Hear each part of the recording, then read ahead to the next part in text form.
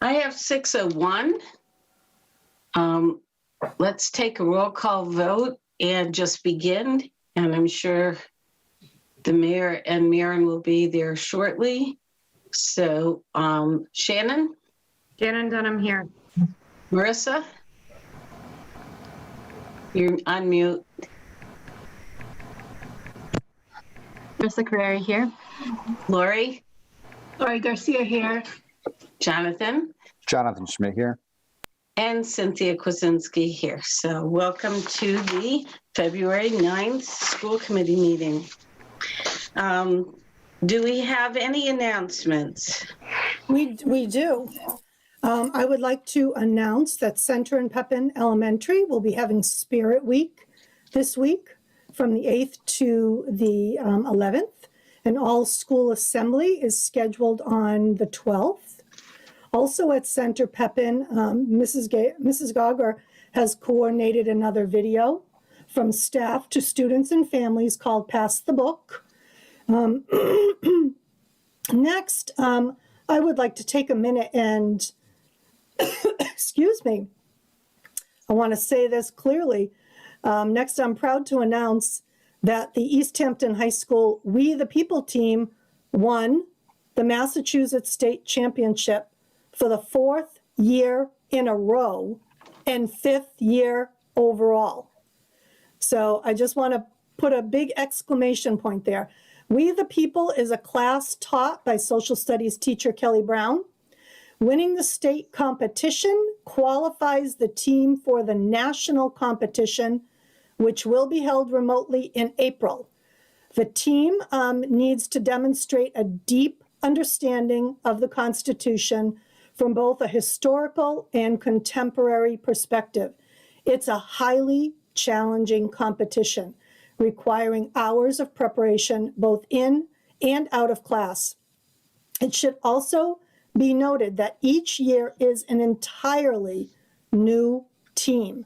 Easthampton High School has won 5 state championships with 5 entirely different teams. So I think that it is definitely worth highlighting the amazing work that Kelly Brown does and the students of the We the People team. And I hope that we can do something official for them. I know that right now they're gearing up for their big competition in April, but I just wanted to recognize them for the amazing work they did winning the state championship, which was virtual this year, but it is a daunting competition. And for them to do it 4 years in a row is just incredible. And 5 years, overall. So I just wanted to say how proud we were of them. So thank you. Thank you. That's an amazing accomplishment. It really is. So, all right. Correspondence. We had a lot. I don't know how we're going to summarize all of it. We'll get through it.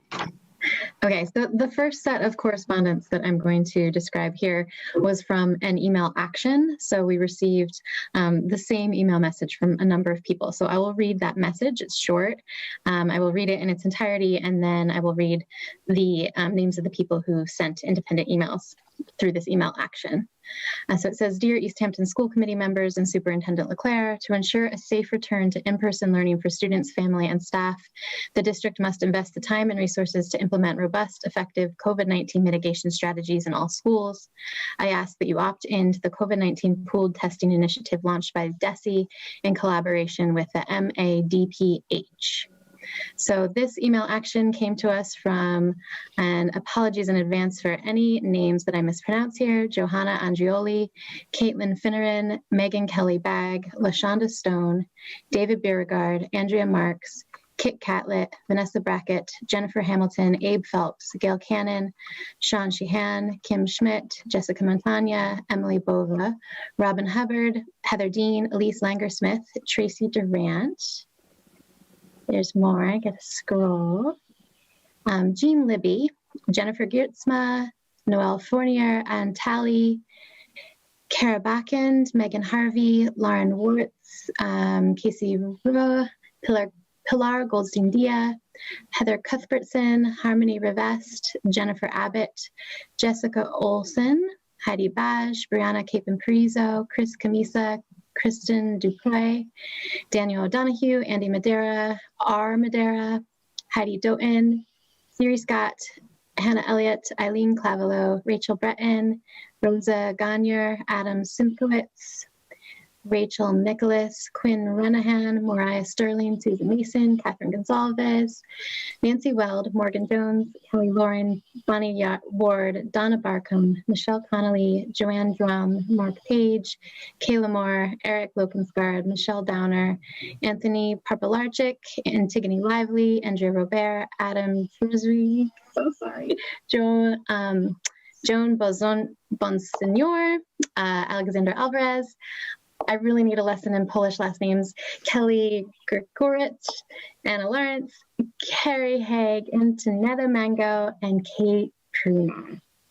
That was all from that same email action. Thank you. And then we have some other emails that I will go through now. We have from, Laurie, am I seeing a hand? Yes, I did want to mention that many people took the time to add to that email, and we appreciated that. It was especially good to hear from a teacher's perspective or a parent's perspective, so it wasn't just that email. Yes, So and thank you so much for clarifying, Laurie. Trying to summarize for the purposes of time, but I think that's important to acknowledge. Appreciate that. Okay. So from Desiree Gabri, parent to a first and second grader, asking for the choice for a hybrid or in-person option for families who want and need that option. From Kurt Bellin, expressing support for in-person learning and voicing concerns about the lack of busing for 7th through 12th graders, as well as concerns about the staggered opening plan. From Joseph Wozniak, a parent of a 10th grader, also concerned about the lack of busing for 7th through 12th graders, citing the particular challenge of single and working parents who are unable to provide that transportation during the middle of the day. From Carrie Southwick, also asking for information about the busing, again, expressing difficulties for working families.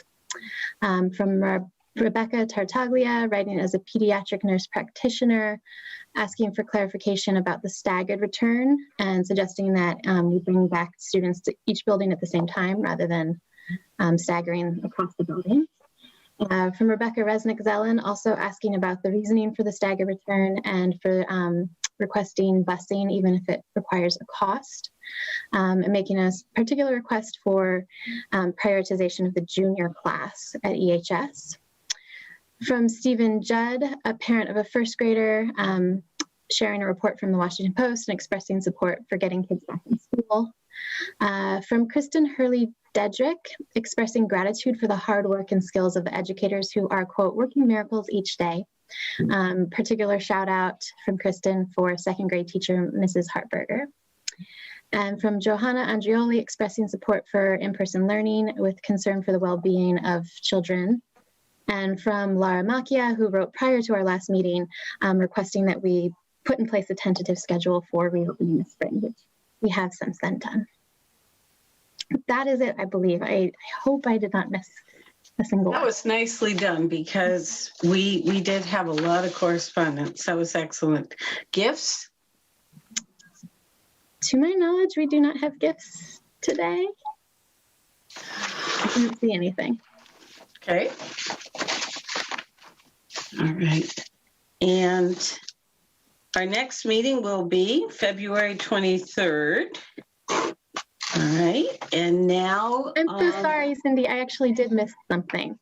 We do have gifts. I thought so. I thought we had two. I passed them on the packet. I'm so sorry. So I would like to please vote to accept with gratitude and appreciation the following gifts. From Barbara Foster, a monetary donation to Maple School, and then also an anonymous monetary donation to Maple School. Okay.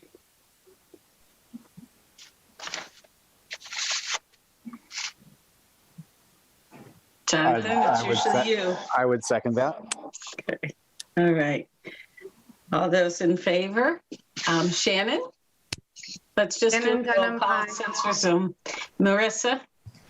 Oh, Marissa Curry, aye. Lori? Lori Garcia, aye. Jonathan, Jonathan Schmidt, aye. Maren, Maren Goldstein, aye. Mayor, Mayor LaChapelle, aye.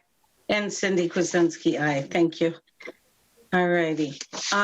So thank you. I'm glad we caught that. We have time for public speak now. We're going to ask you to say who you are and to limit your comments to 3 minutes. And we will scroll through. I do see Melissa up first. I saw that immediately. We will keep scrolling through. So please, if we miss you, give us a holler. But let's start with Melissa. Thank you. Hi, my name is Melissa Labar Rogers. I'm a para at Maple School, but I'm also the parent of a first and third grader at Maple School. And my daughter Vivian, who's in first grade, would like to read something that she wrote with her sister, who's in third grade. Hi, my name is Vivian Rogers. I'm in first grade at Maple School. I'm here today to ask you to think about giving kids one snow day. This year, because Corona is sad and snow days make kids happy. My sister Sarah helped me write this. She is in third grade. Thank you. Thank you. Okay, we have Chris Savaro. Hi, good evening, everyone. So my name is Chris Savaro. I work at Easthampton High School. I'm one of 2 school counselors. My caseload consists of students with the last names M through Z in grades 9 through 12. And I also serve as the co-advisor for the Gender and Sexuality Alliance. So as I sit here tonight, I'm curious about the core values at Easthampton High School and how they'll be met for our students with the plan or through the plan that will be decided this evening. Our core values in the nest that we all worked so hard on a couple years ago and continue to work really hard on to meet for all of our students include nurture, encouraging, supporting all of our students together. So that's our nest. That's our nest. I think that our core values and our mission statement of Easthampton High School, they're beautiful words, they're compassionate. I believe them to my core. They also highlight our students' basic needs. And the primary need that I'm most concerned about is our students' physical well-being with whatever plan it is that is voted on and accepted tonight. The need for our students to have shelter, safety, food, incredibly important. So my curiosity, and Cindy, you know my curiosity, but my curiosity leads me to ponder how this reentry plan will model our core values for everyone. I'm curious why we are hearing that transportation is not going to be offered to the students of Easthampton High School unless it's written into their IEP. And that's just a handful of our students, just a handful. I'm also curious as to how we are going to ensure that our students that are here with us for the full day, our special population students, are going to eat lunch in a warm environment. We're hearing they're going to be asked to leave our school, to go out into the elements, to go who knows where, to have their lunch. So my curiosity is really high and my concern for our students is really high. I can't imagine living way out on Loudville Road or Ferry and being expected to walk to school. It's not safe. It's just not safe. And for parents to be expected in the middle of the day to somehow arrange transportation for their children, I'm struggling with it. My curiosity is very high. So that's all that I have to say. I'm thinking about the physical well-being, the needs of our students. And I'm also thinking about how important it is as educators, as adults in our community, to model for our students and for our education community our core values. Thank you for letting me speak tonight. Thank you. Anybody else? I'm going to keep scrolling through. Lucas? Hi, sorry, it's actually Peter. I used my son's iPad. And again, actually, the way I'm phrasing this now is actually exactly the point that I'm trying to make. I don't know if it's a school committee itself or if it's an overarching committee that the mayor is in charge of about the public speech. I feel like that a lot of people take the effort to do public speech, and then I feel like you move right on with your agenda without addressing any of the public speech. And I feel there's no opportunity for us to have a conversation with the school committee to discuss certain things or bring certain things up and ask questions and get feedback. And it's all about like, yes, you have your public speech, and then now be quiet and we decide everything without hearing you. You know, like it doesn't seem interactive. It doesn't seem to be acknowledged. Like I brought up a few times transition planning, and I haven't heard yet once in one of the meetings a detailed long conversation about transition planning. You know, it's more like here's our agenda and we go through. So I'm asking that either if it's on a mayoral level, because I don't know how this works, or if it's on a committee level, that you maybe all sit down and have a discussion if there maybe is a once a quarter Q&A option that we can actually ask questions to our elected officials and get an answer, versus like reading out the letters and speaking here and then you say thank you and then you move on with your agenda. Thank you for your time. Thank you. Rebecca?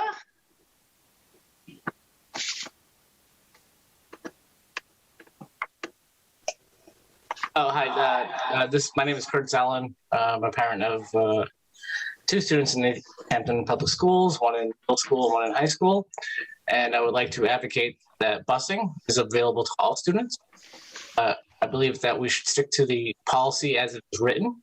I think Easthampton Public Schools strives to be a great agency, a great organization. Great organizations don't suspend their policies when it's convenient. I think the students who need it deserve it. I would also like to advocate that the 6-week staggered or 4-week staggered return time is excessive. I would like to hear the board explain what the benefits of that are versus all students returning at the same time. All the schools have different age groups, they have different needs. And I think that it makes sense to come up with a plan that returns all students equally. Thank you. Thank you. Anybody else? Eileen? Thank you. I'm Eileen Clavalou. I teach at the high school. And I would like to back up what Chris Savaro just said so eloquently. When we were first informed about the lack of busing for most of our students, most of the faculty at our faculty meeting were horrified. We don't understand how this can possibly be equitable. We don't understand how it can be safe. A lot of our students live pretty far away. The weather, as we know, is very challenging. It's awful out. Also the lunch issue, that students have to go outside and somehow eat lunch in the bitter cold, snow, sleet, whatever, doesn't make any sense to us. And so we're wondering if you could elucidate these decisions a little more so that we can understand and again, talk about the equity issues. Thank you. Thank you. Anybody else? Holbrook.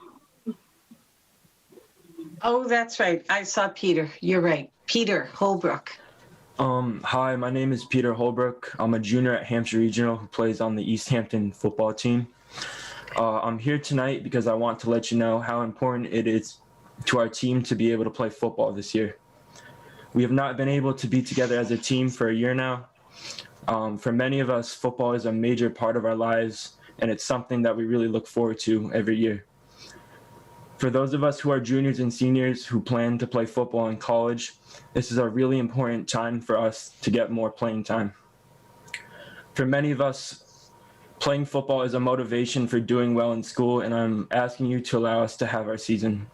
I want to finish by providing you some data on COVID-19 in high school football. A University of Wisconsin School of Medicine and Public Health study researched 207 schools representing 30,000 athletes, 16,000 practices, and 4,000 games, released on October 22nd, 2020, found that participation in sports is not associated with a higher risk of COVID-19 among students. Thank you for your time. Thank you. Mason? Hi, I'm Mason Donis. I'm the captain on the football team and a senior at Easthampton High School. And I would really like to build off what Peter was saying and saying I would love to have our season. You know, it breaks my heart to see that this is something that would have to happen with the pandemic and everything. But, you know, I really want to get out on that field one more time. And I know all the seniors and all the kids on my team work very hard, and they put their lives and their blood and their sweat and their tears into this sport, and they love it as much as I do. And I love this town. I love playing for it. And if I couldn't play this year, it would absolutely break my heart. And I know it would for many seniors on my team. And yeah, that's all I have to say. Thank you. Thank you.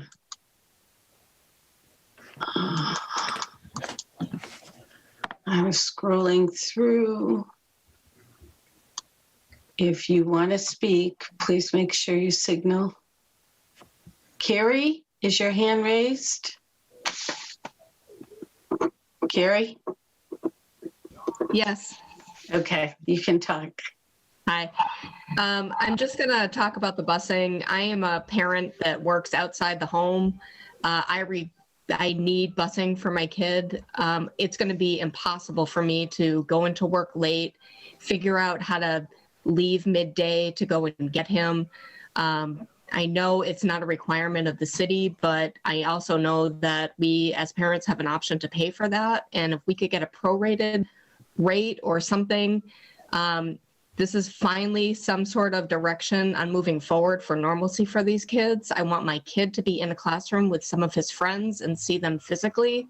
And this is going to be a real challenge for working parents who are not sitting at home, are not able to sit at home and work. I don't have that option. So just if you could just keep that in mind, that would be really fantastic. Thank you. 3 participants raised their hand. I'm scrolling through. Okay, so we have Keith. Hello, it's Angelina Cudworth, Keith's mother, and Keith's with me. As a parent of 2 students in the high school, well, one at Easthampton High, one on the football team, I have to bring up, I have 2 concerns, one being the busing for the high school students. It's very difficult as a single parent to ask us to figure out our transportation for our kids and work full time. We're kind of left up in the air. We don't even have times, schedules. So I hope that you can maybe work it into and work things out so that they have transportation. Secondly, football, sports for all kids, it's important. These kids need it. I can't stress it enough how important it is for them. It's not just a classroom, it's getting out there on the field too and being with these kids. It's really, really important. Thank you. Thank you. Myra?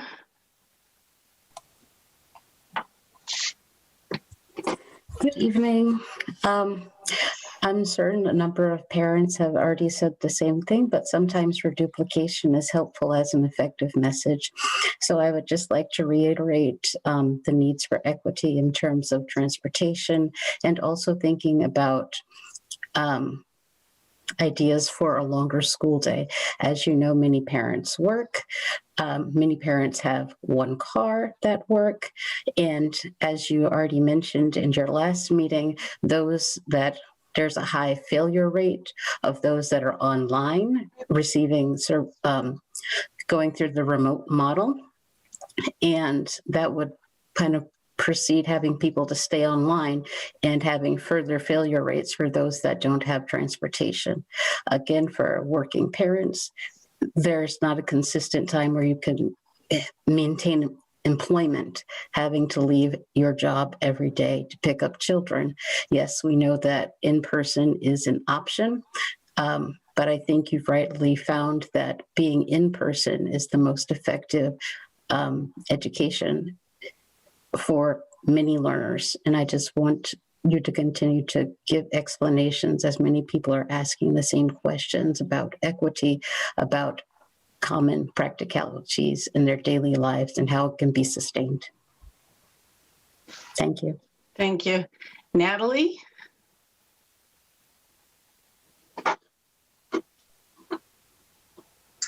Hi, everybody. Again, I am a mother in Easthampton of 2 children in middle school and elementary school, and I understand the importance of having transportation. I'm sure, have heard over and over the importance of transportation in many aspects of school life, but I want to stress that because there are even times where, example, my children can't get a bus on a regular school year until October, which is kind of ridiculous to me. I've always thought that was ridiculous. So I'm just saying transportation is definitely an issue. As far as with sports go, and again, I want to remind everybody, I know this is a hard decision to make, both for the school committee and everybody involved, parents as well. And I know it really does stink. It's not easy, but people are dying of COVID. This is not a joke. We're not shutting down sports for people just based off of doing it for willy-nilly. Like, people are dying. And I want to remind everybody, whether it affected you or not, you probably don't see it, but remember, there's a reason why the world literally shut down. I know how hard it must be to be a senior in high school, and this is literally it for them, and how hard that must be. And I never want to take away from that, but let's remind everybody, this is the real deal, and people are losing their lives. So maybe be a little nicer to people. I know you guys are probably hearing that the worst, but that's it. Thank you. I hope I say this right. Tanea? You're on mute. Hi, Hi. So I have a couple of things. First thing is the transportation as well. I work full-time. My husband works full-time. So to have to pick up my son at Whitebrook at 11:30 is just not possible on a daily basis. Also, the schedule for their schooling, they're going to get out at 11:30, but then they have to come home and then log back in at 12:30. I was just wondering, maybe the day could be extended a little bit so they do all their schooling while they're there, because from 11:30 to 12:30, that's basically when my son would eat his lunch and get himself situated to get back on class. And he does have several breaks throughout the day, so maybe those breaks could be shortened up. They could finish their day. But as far as the transportation, if he doesn't have a bus home, he won't be going, because nobody will be there to pick him up. And if I let him walk home, which I'm not going to because it's too far, he would never get here in time to have lunch and log on at 12:30. Thank you. Thank you. All right, anybody else? Marissa, if you see somebody, I am scrolling through and I do not see anybody right now. I see Ryan Pickard. You see Ryan? Is that what you said? Hi. It's okay if I speak. Yep. I am Ryan Pickard, and I am a teacher at Maple Elementary School. And I have not been nervous about returning to school. In fact, I wanted to go back to school in September. But the new variant has made me more nervous. It is a big unknown, and it is a big unknown on the horizon. Both the New York Times and NPR recently reported that in a month it would be the dominant variant and I'm talking about the British variant, excuse me, the dominant variant in the United States. And it is much more transmissible. Again, we don't have a lot of information about it, but we do know that the cases are doubling every week to every 10 days of the information that we do have. And we know that it is 30 to 35%, 40% more contagious. We also know that it's possibly more dangerous. And we know that, masks are less effective and being indoors with other people is more dangerous. One of my good friends works for the NIH, and he develops COVID vaccines and COVID tests. And for the first time, he is considering pulling his children out of school because he is nervous about this variant and what it can do to our population by March. So this is something that is a concern of mine. And again, I have not been as concerned health-wise up until this point. And another thing that concerns me is that many of the safety protocols haven't changed in relation to this new variant. Many of the protocols we're working with and the CDC is working with are in place for COVID-19, the original strain. And to me, this feels a little bit like March of last year. It's just a big unknown. And I am worried as a teacher, and I am very happy that, I won't have kids eating in my classroom and then going back to teaching in that classroom for another many hours, or 2 or 3 hours. And I just want to put out a call that we be as cautious as possible when and if we're returning. And that might be different kinds of masks provided. It might be, being as safe as possible with protocols. But it is a concern, and it is a concern for my own family, but also for, the greater community of Easthampton. And I know it's a big decision. So thank you for listening. And thank you. Fred? My name is Fred Murray. I'm a senior and I'm a captain of the football team. I just wanted to just back off what Peter and Mason were saying. Having a season this year would just mean the world for all of us. A lot of guys, we've been meeting up off season, working out, just trying to stay prepared for the season that we hope that we will have. And just having this season would just, as a senior, just would mean the world for myself and my fellow teammates. If you take away football from us, we're never going to have this opportunity again to play football. It'll just be gone, never play football again. And just having this season would just, just be the best for our senior year, because I know all my fellow teammates, we go to school, but then we want to do well in school so we can play football, just to be, have a good 4 years. And if we can finish off with the season, that would just be the best for all of us. And thank you.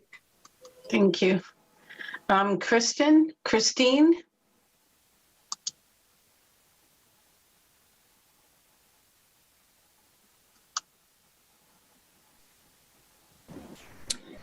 Hi.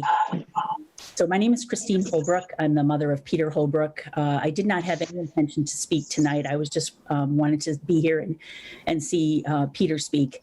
But I felt compelled, after hearing some of the comments so far, to stress how important it is for these kids to be together, go to school, play sports. There have been 18 suicides in Las Vegas. The rate of children under the age of 19 being hospitalized for COVID-19 in Massachusetts is relatively nil. I believe it's definitely under 100. And we all go to the grocery store every day, or not every day. We go to the grocery store, we go out, we go to stores, we are around people, and these kids need to be together and do things. It can be done safely, it can be done well, and people can stay healthy. So that's what I have to say. Thank you. Thank you. All right, I'm not seeing anybody else. I'm going to scroll through. Going.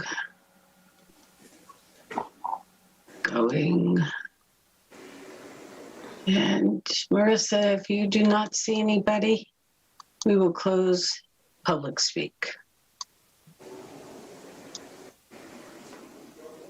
Okay, I don't see anybody, so we will close public speak. All right, so let's, following our agenda, let us go through our subcommittee updates, starting with policy. Just so everybody knows, I went on the MASC website tonight, and there have been no updates. So we're not going to be meeting at this time. All right. Madam Chair? Yes. I asked permission to speak outside of the agenda while we have so many attendees. Okay. So I just want to make sure everyone knows 6 p.m. this Thursday on public access cable channel 193, there will be a vaccination information session. With members of the Cooley Dickinson staff, as well as epidemiologists, to walk people through vaccinations and procedures and outreach efforts. This will also be accessible via Zoom, as well as on TV, Cable Access 193. And during the Zoom, there will be an opportunity through the chat to ask questions. It lasts almost like an hour, 6 to 7, and will have some specificity to the city of Easthampton. So I'm just trying to get the word out. You'll get a code red on Thursday morning, but vaccination information session, 6 p.m. this coming Thursday. Watch it on channel 193 on cable access, as well as the Zoom link, which will be posted on a flyer that'll hit the city website tomorrow. So thank you, Madam Chair. No, that's an excellent statement while we have people here. Great. Finance, Maren?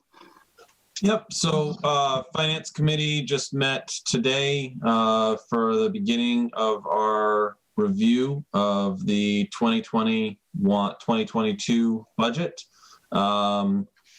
And so we will be meeting each week for the next 5 weeks, reviewing pieces of the budget and then compiling that all together and reviewing that before our sort of approval of that budget at the subcommittee level to bring it to the full budget. So the full budget will be presented to the school committee at our March 23rd meeting, the second meeting for school committee in March. Thank you. Jonathan, the collaborative? Sure. So we did meet since our last meeting. There's a few kind of key points that I just wanted to bring back to you. As always, I just like to sort of highlight when they give us presentations, because I always learn something new about some of the great work that they're doing. This past time, we heard from a one-year program called Building Equitable Support for Children with Disabilities. Again, one-year program. There's very, usually, we can benefit more from some of the things that they bring to us, but there's specific districts working here, but with this program. But my hope is that through the action plans they're creating through this, it's something that they'll share out that, will further help us as we try to bring the collaborative social justice and equity work to our students that have disabilities, because obviously they're oftentimes overlooked. I wanted to update you on their strategic planning, because we did receive a presentation from a representative of Strategy Matters, which is the company that they're working with. I wanted to bring it up because I'll be sharing with all of you a survey that they've passed around for stakeholders. I know you're not as tuned into what they're doing as I've been fortunate to be through our meetings, but I wanted to give you the opportunity to take a look at that. I wanted to let you know that, remind you that I'm going to be a part of their executive director search. They are closed by now. There was a little bit of time left at the meeting, but they received, I think, over 80 applications for that position. And throughout the rest of this month, they're going to be screening those, and I anticipate we'll be participating in some interviews late this month or in the first half of March. And so much other stuff, but I guess I'll end with one key point, which is this would be the year that we would do the spiffy surveys, if you know what I mean. It's something we've had presented here before. It's something that happens every couple of years, sort of looking at the substance use and abuse of students, but also their mental health. And it's something that we talked about at the meeting, wanting to make sure that it wasn't forgotten about. And this is, in fact, one of the years where they would do those surveys. And I believe in March, they're supposed to be generally getting sent around, or at the very least, they'll have more information at that point. And that seemed critical to be aware of, because it'll be really fascinating and critical to take a look at that data. So that's just a bit. Keep an eye out for an email from me as I send out that survey, and I'll include their report that sort of condenses all their great work from the last year as well. Thank you. Bill did a really great job. So those are going to be big shoes to fill. Exactly. Good luck.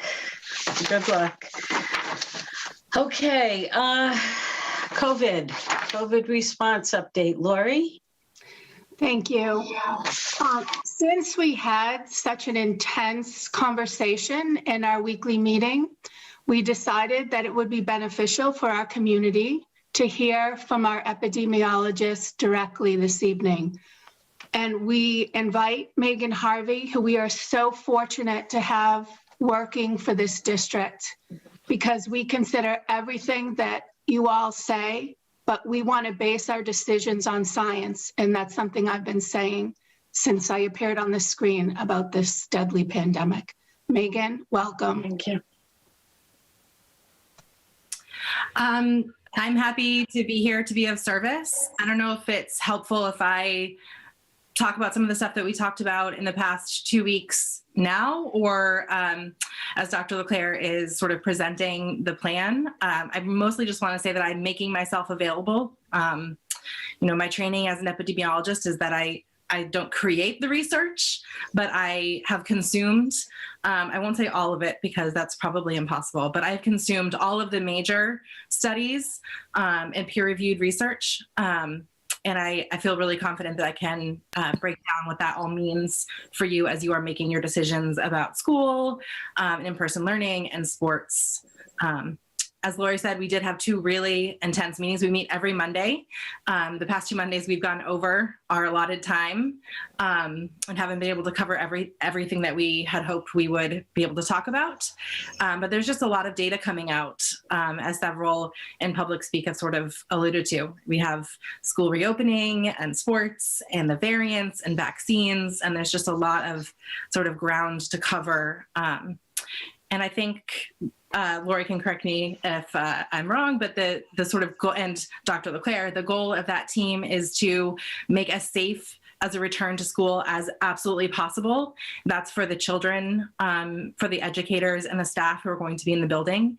And I really can confidently say that we have not left a stone unturned. So lots of discussion to keep going, but so I don't know, Dr. LeClaire, is it helpful if I get into specifics now, or do you want me to wait until you're talking about? I definitely don't want to hold you up, Megan. I know your time is valuable, and I don't want to tie you up at this meeting. So the ball's in your court. Would you like to say something now about the metrics, or I have it on a few of my slides if you'd rather wait until I get to that page in the slide, but I want to be mindful and respectful of your time. I'm here. I'm happy to just say here, I'm going to be on the meeting anyway, in addition to I'm a parent. And I will stop on my slides that have the metrics and turn it over to you, and you can talk about those numbers and kind of, and I also have some slides with the research. So I'll be open to you jumping in and helping me.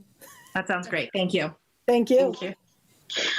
So the next thing on our agenda is our superintendent contract update. And I'm just going to be announcing that we will be going into executive session to conduct bargaining with the superintendent, and we will not be returning to regular session. We will adjourn before we go into a regular session, and we will not return. So we will not be back on camera. You will be done with us. So now it is time for our superintendent update. Okay.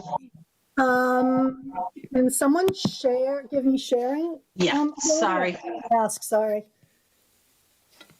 I have a presentation tonight, and I hope it will address some of the issues. I wrote down pool testing will be discussed.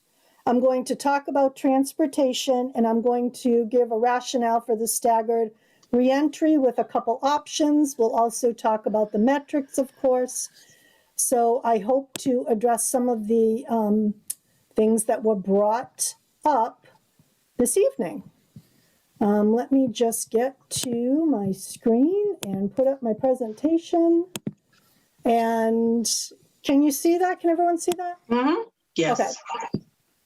All right. So I am going to jump right in. At the end of our last meeting, I thought my directive from the school committee was to prepare for a return to school. So that's what my administrative team has been doing for the last 2 weeks. So this is kind of a conglomeration, if you will, or a compilation of the work that we've been doing and some of the rationale. So some of the questions that I've heard, why now? Well, I think what's different between last fall and now is the amount of research that has become available to us. We have actual data of school districts that have been in session. We've actually spent the last 2 weeks in the COVID response team reviewing data from a research study. I think it was in North Carolina, and Megan picked it apart and actually called the researcher. So, I mean, we've been really diving into the research that has been made available. Also, I would point out under number 1, Schools in the Path to Zero from the Harvard Global Health Institute. I reviewed the information that they put out in July, where they gave us some clear parameters, but the document was updated in December of 2020. So we really dove into that document as well. And it has been updated really with the idea of students returning to schools.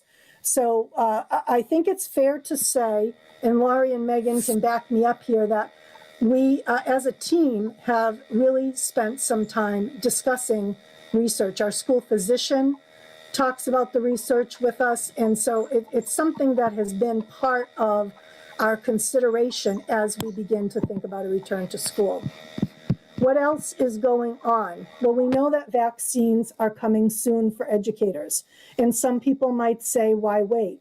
If I look at an article, I think it was last week, from the CDC director in Bloomberg, and I will share all these slides out with everyone, she said it is not necessary for us to wait for educators to be vaccinated. So I think it is imperative that we begin the process.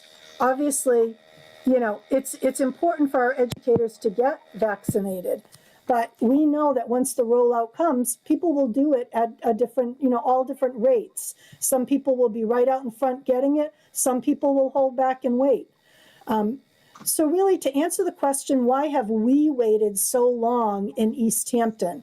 I think that, number one, we've been very clear and open with everyone that there were concerns that people expressed to us about the air quality and the ventilation in our buildings. And that was something that we felt needed to be examined carefully, and that's what we did.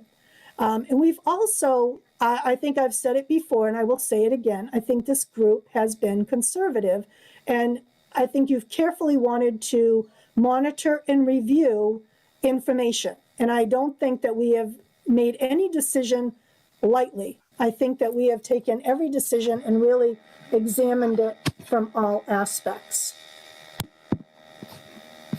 So what have we done? And I don't know, this print is a little small, so I'll just read some of it. All of our buildings have been assessed for airflow and ventilation. Air purifiers have been added to spaces where ventilation was less than the ASHRAE standard. I've already discussed that.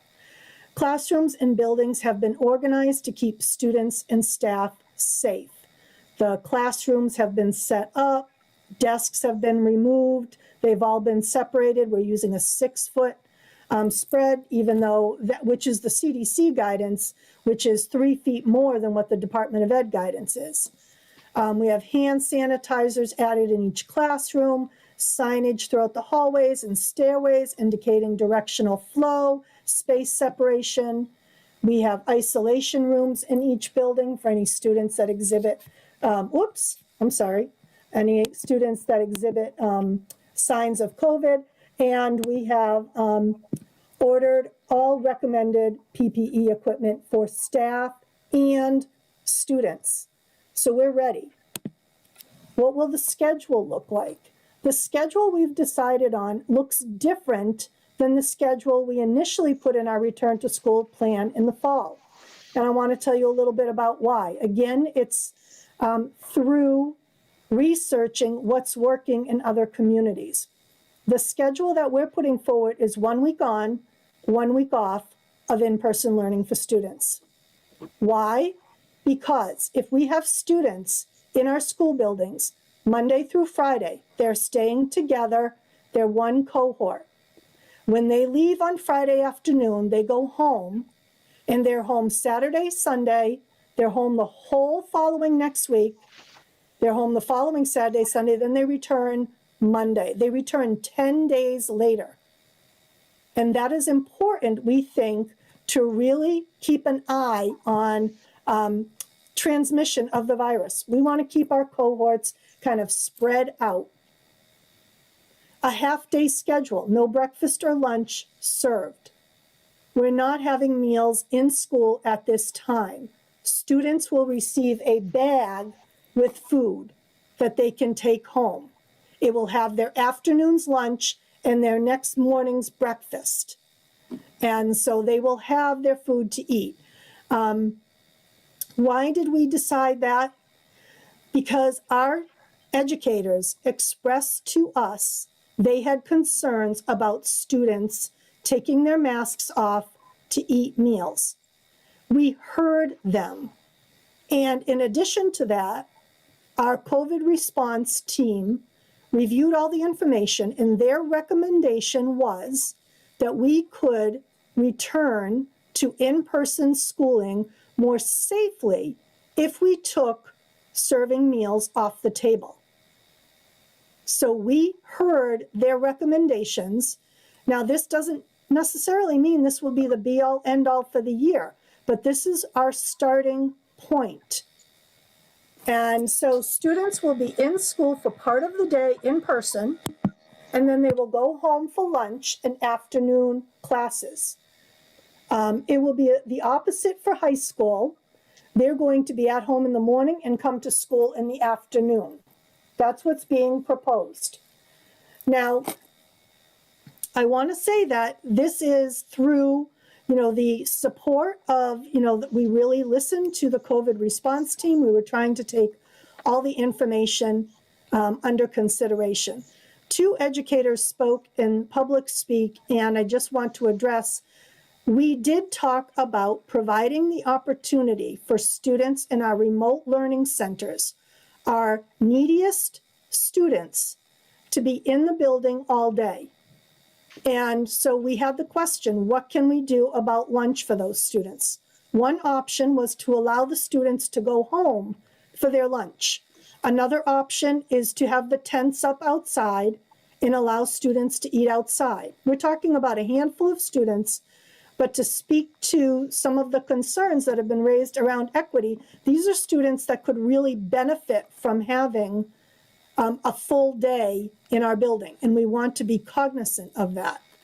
At our leadership team meeting today, we addressed taking care of those students. They will not be going outside in the freezing cold to eat outside. They will be eating inside, and that's already been taken care of. So that's been communicated with those teachers tonight by the administrator.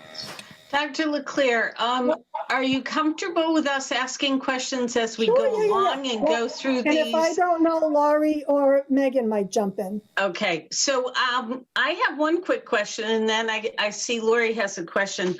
Why are you having the high school be opposite? What is the rationale to have them in the afternoon and home in the morning? Why is that different?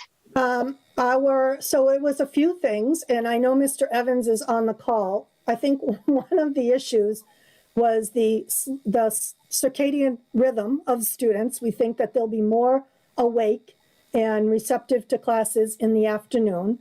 And I don't know if Mr. Evans is here. He was here, if he wants to jump in. Yep. I'm here. Yeah, I mean,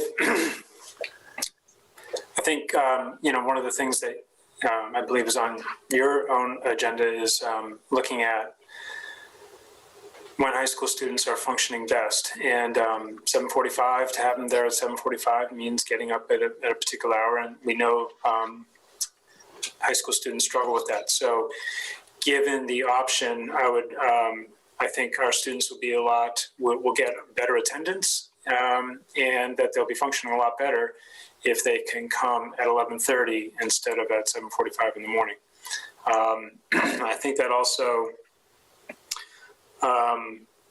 might provide us with some more flexibility should we come around to figuring out a way to be able to provide transportation.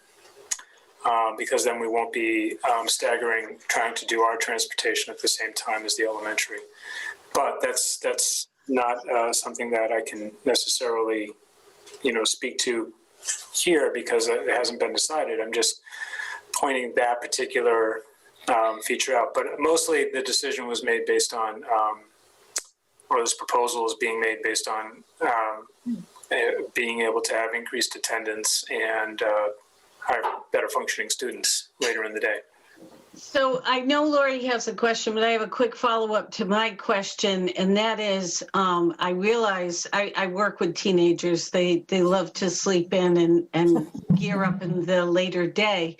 But did a survey go out to see if that's okay with families? My concern here is some families benefit and need an older sibling to be home when their younger children are home.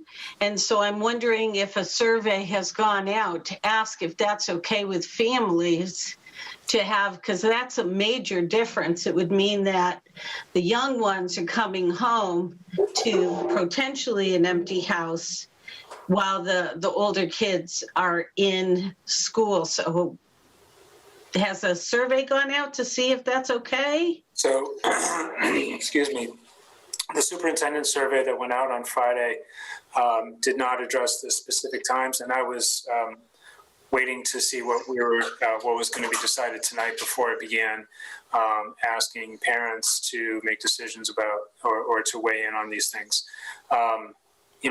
If I really wanted to know what we were doing before I started sending information and making inquiries. So I don't want to jump the gun there, but that is definitely a consideration. Cindy, I appreciate that. It's been pointed out that some families will need their high school students home. There are some disadvantages to having them come in the afternoon. So it's it's something to be weighed. So we haven't asked the parents just as yet. Okay. Laura, you had a question before we let poor Dr. Leclerc keep going. And I don't want to waste your time. We have the slides up. And to me, if we have questions on these slides. Okay. Of course, but I don't have a question. I just know that one of the greatest concerns and questions of our community members is number one here. And because we do have our epidemiologist here, I thought that was a good segue to have Megan start to speak to that. What do you think, Dr. Leclerc? Absolutely. Megan, the first one, I think the print might be a little small, but is around the unmasked eating period. And that's why we're not going for a full day as we think about rolling this return to school plan out. And I don't know if you want to add anything to why we consider that really important. Yeah, so we looked at the research and it indicates really strongly that the schools that have not been successful, the schools that have had clusters of outbreaks, by and large, that happens A, outside of school when students are clustered together, and B, when students are unmasked and eating together.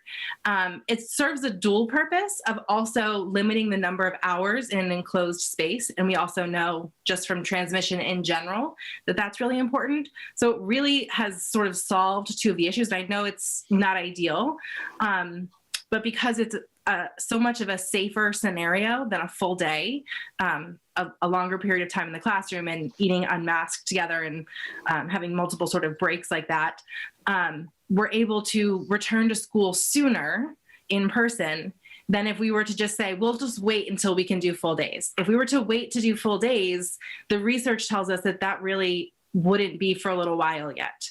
But we can start now with half days, and that doesn't take away the opportunity to do full days down the road. It just means we do this until the situation has changed and we can do that. Yeah. Thank you. Thank you. And I think it speaks to the flexibility that we need to have throughout this process, and it can't be just all or nothing. I think we need to be nimble and we need to change and we need to learn as new information becomes available to us. So are you going to talk about the metrics like on the next slide? Yeah. I should have looked at the slideshow before. Yeah. Okay, because it all ties in and it makes sense. Yes. Yeah, it does. So 2 and 3 we've gone over. I will just say about 3, as we've said all along, if you want to remain in remote, you will still have that option. So what are the mitigation strategies we have in place? We have social distancing, hand washing, requiring mask use for all staff and students, no meals at school, air ventilation at 4 air exchanges per hour minimum, the Binax Now rapid testing in all buildings, completion of a daily health assessment for all staff and students is required, and we are adding pooled testing, which I will get to in a later slide. But those are all the mitigation strategies we have in place that the response team has gone through with a fine-tooth comb, and they feel that it is safe for us to begin returning if we have all these strategies in place. When can we return? And this is what Megan is going to jump in. Masking? I'm sorry. What? To jump in and add something about the masking. Yeah. So we talked in the past 2 weeks a lot about, as I heard an educator talking about sort of thoughts about the variant that's potentially fairly certainly more contagious. So we talked about, having surgical masks available for educators to double mask, and sort of how that's more comfortable and more effective than trying to layer 2 masks. So Dr. LaClara, you can correct me if I'm wrong, but I think as we left it, the supply of surgical masks was aplenty, and that would be available for educators who want to safely double mask. Yes. So the COVID response team chose these metrics, and it was through a consensus vote that they came to these metrics that we are recommending to the school committee tonight. So for a safe return of our special populations, including pre-K, K, and 1, and all of our EL students on February 22nd, we're looking at a metric of 35 cases per 100,000. This was the group that started last fall. And we know that these students are, some of our neediest students. And so we want to prioritize them. And I want to speak from a point of one of the reasons we're staggering, particularly this group, is they need to get back in the building. So Megan, do you want to say anything about that number, that metric? Yeah, I'll just add in here that, we talked about this a lot, and this is a higher incident case per day than we've seen in the past being put forth. And that's because we have those protocols in the building, because we selected half days. Those allow for us to accept what feels like a little bit more risk, but in reality, we have lowered the risk with this protocol and this school day procedure enough that this is a safe level according to all of the peer-reviewed evidence that we have seen, particularly for this group of students. Okay. Sorry, I'm going to have a ton of questions tonight. So I have a question. I think this is the place for it. I totally understood our starting with pre-K, K, and 1 when we had one building that we could use. But my question is, now that our buildings have passed, why are we not starting this schedule with all grades?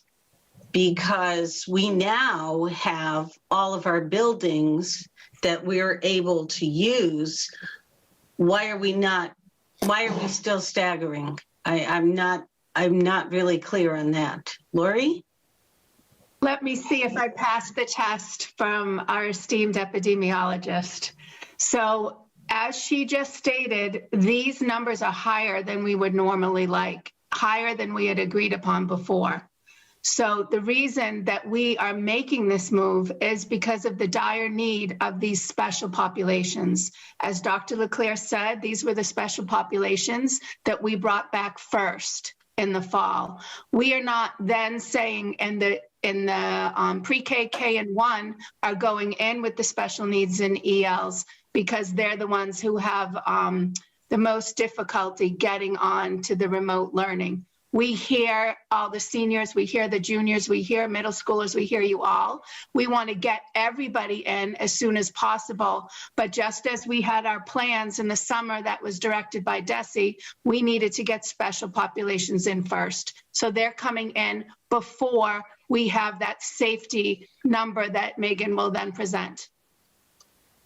Yeah, so I was just going to say, we selected, based on the research, a different metric for everybody else, for the second, third, and fourth priority groups, as outlined by the CDC, by Harvard's Path to Zero and school reopening, by Biden's team, all of the main sort of guidelines instruct that we really focus the highest priority on that group, and that we have a different metric, as Dr. LeClaire just put up, that indicates when it's safer for a wider return for students. And so that is going to take a little bit longer because we're not yet there. We're not yet at 30 new cases per 100,000 as a weighted average of the 3 counties, which maybe Dr. LeClaire will get more into, or I'm happy to speak about.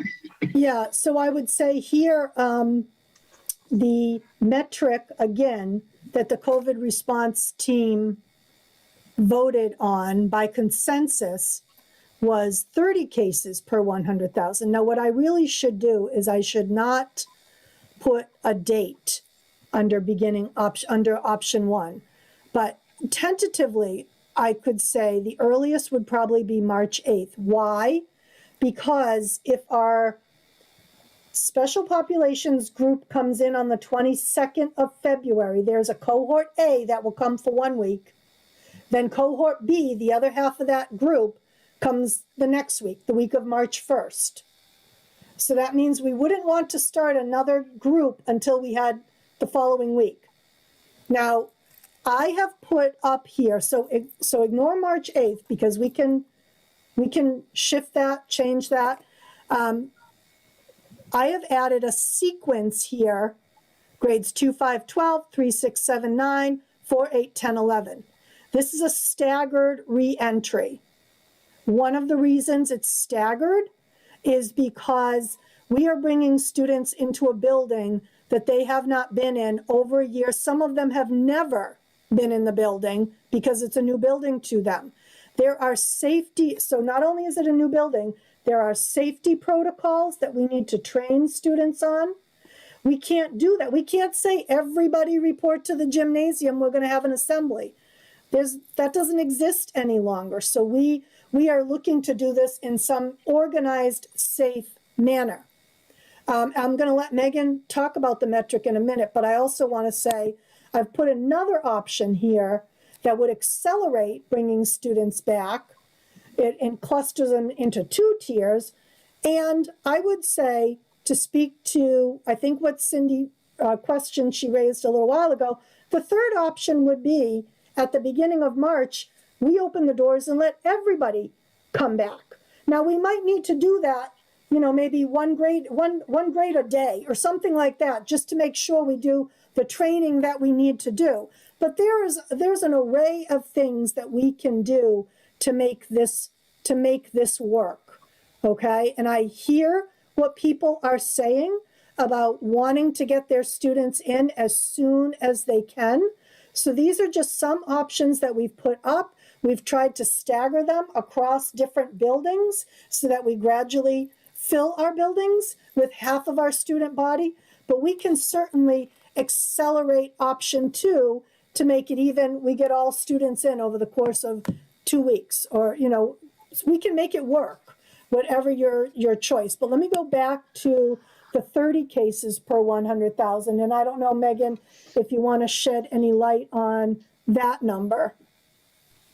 Yeah, so on this number, I'll just say that, as I think you mentioned, early on in the pandemic, we were following the best advice from the CDC and from Harvard Public Health, which indicated that 25 cases per 100,000 per day was really the sort of line that we needed to be really mindful of. And we have seen lots of data that has come out since that time, and it was updated at the end of December with the recent data indicating that we can go a bit higher than that, particularly for the younger groups. So we felt totally comfortable as a group and full agreement that 30 cases per day as a weighted average per 100,000 population is a very safe way to bring students back into the building. If they were going to have masks off, be there for longer, we'd be talking about a different number.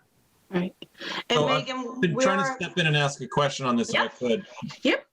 Okay, thank you. So just to clarify, because there's a lot of different ways that this metric is evaluated, right? So first off, you've said daily, and that's different than a 7-day weighted average or a 14-day weighted average.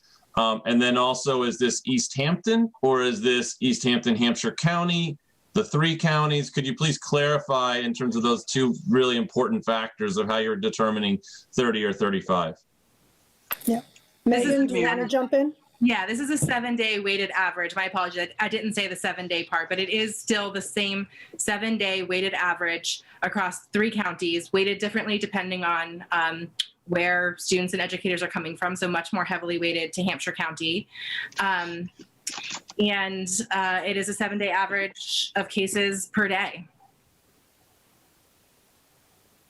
Can I ask, just since if we are in the process of reevaluating, it was just based on my understanding of the research, though, that it actually was talking more about the 14-day. So could you maybe clarify why you're just looking at the 7-day, which is a lot tighter time frame? Yeah, so we've talked about the 7-day versus the 14-day.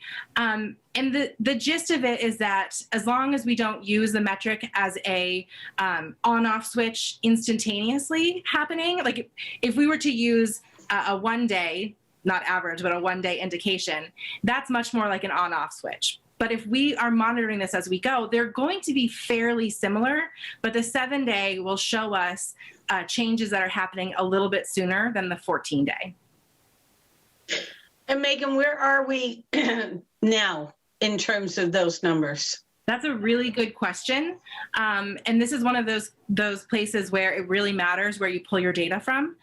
So if we pull data from just Easthampton numbers last Thursday were at 34 cases per 100,000 population. It's really unclear where that will be this Thursday. But if we track the weighted average across 3 counties, we actually have been seeing, at least in the past 2 months or so, that weighted average is a little lower than Easthampton in general. So they're all sort of in the 30s, mid-30 range. At this point, it's unclear exactly what will happen when this week's data come out, but it is a little bit above that. Okay. So it's the 34, but you're looking at 35 for pre-K, K, and 1, and special pops. Okay. For the past 2 to 3 weeks, we've seen a steady decline. We are very hopeful that will continue. We sort of talk with each other each week. We look at them, and I copy the school committee on those emails. You know, we sort of look at what's going on. We've seen some more volatility.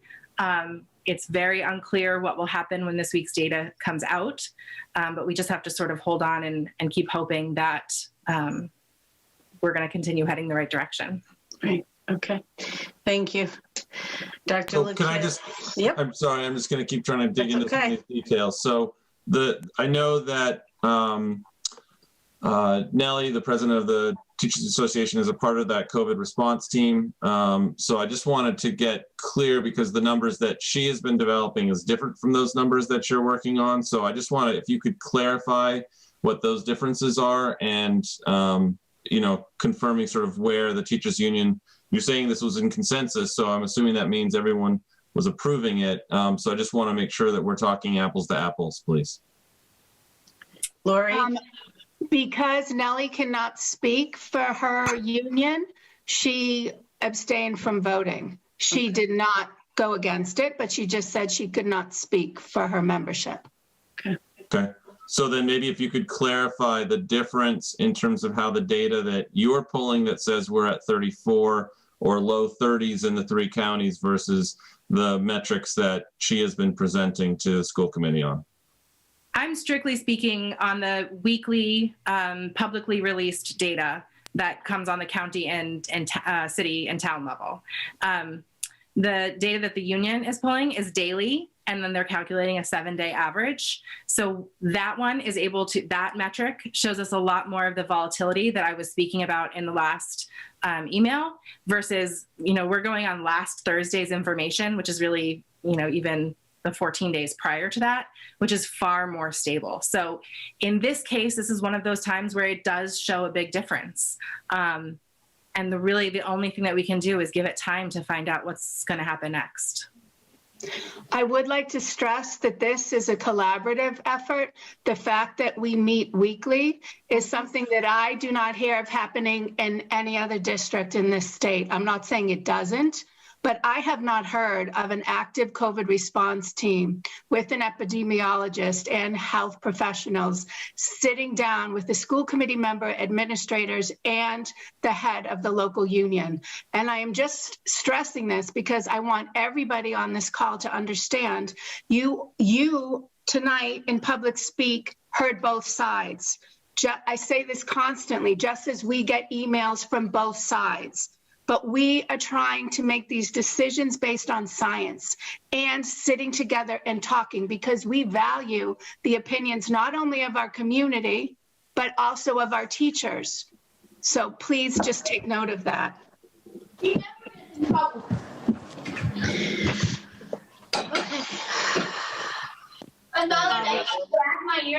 So I will, Hold on. We need someone to mute.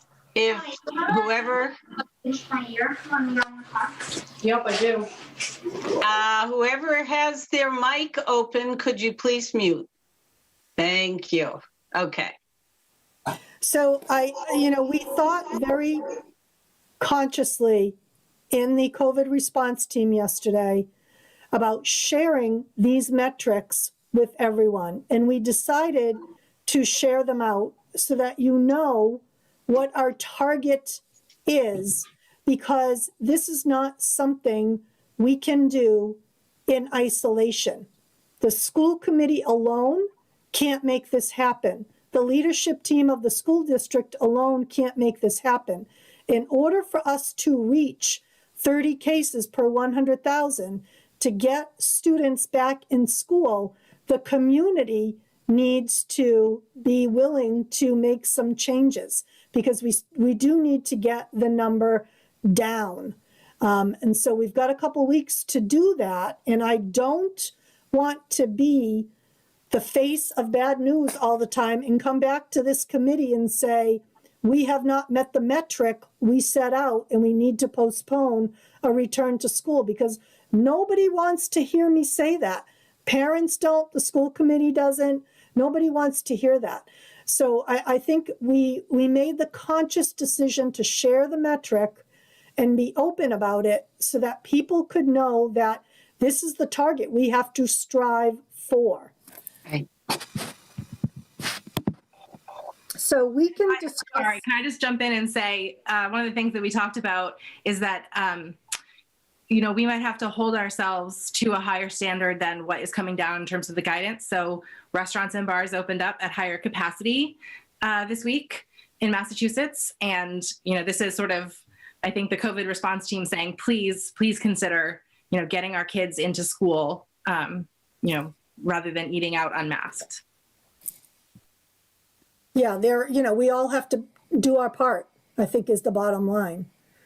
So the big difference here between option 1 and option 2 is a 6-week period versus a 4-week period. I can bring that down even more. If the direction I get from the committee is to bring it down, I can take option 1 even off the table. So it really doesn't matter to me.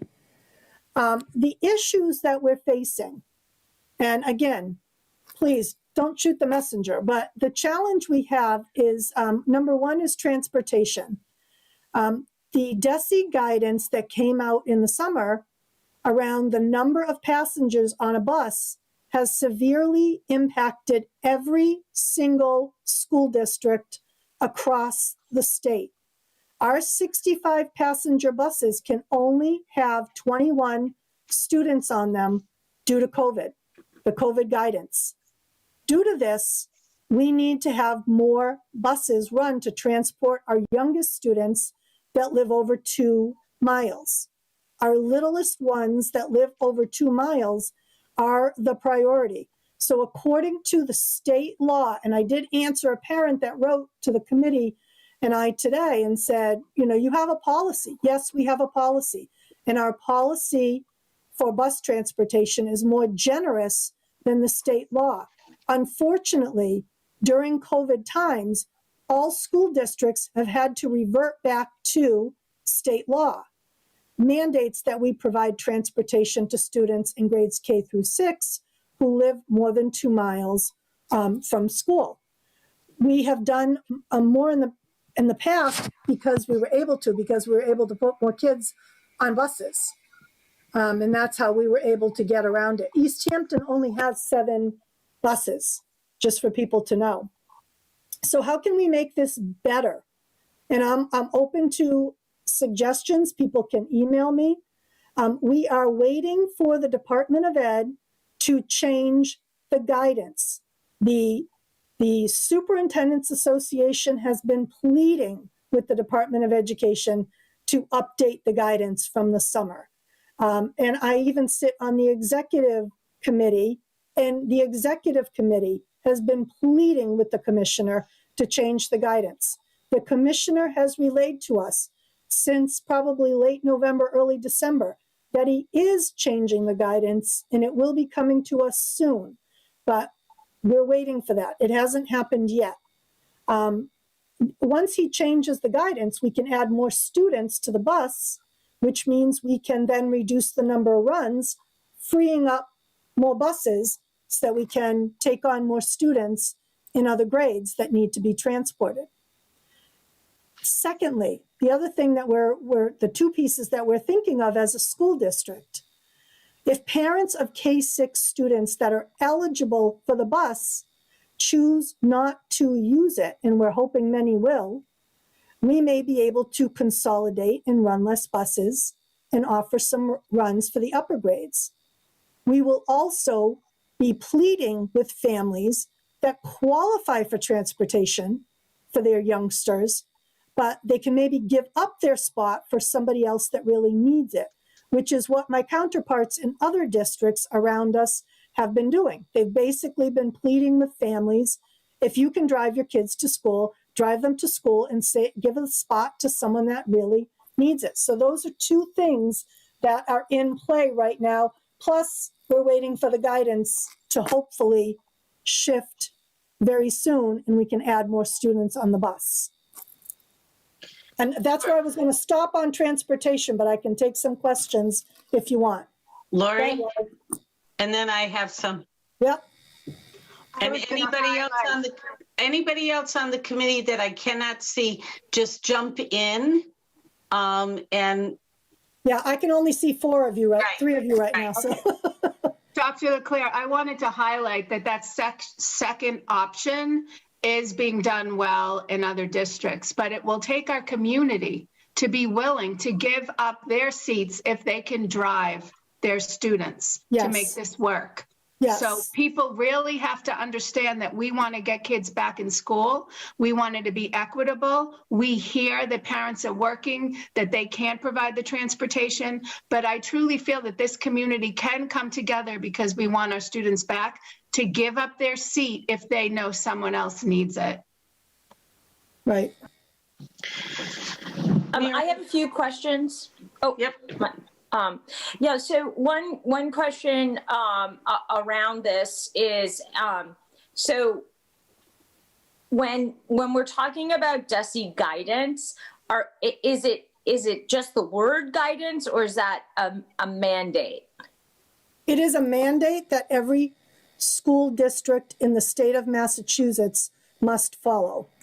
Okay, and so the next question I have with putting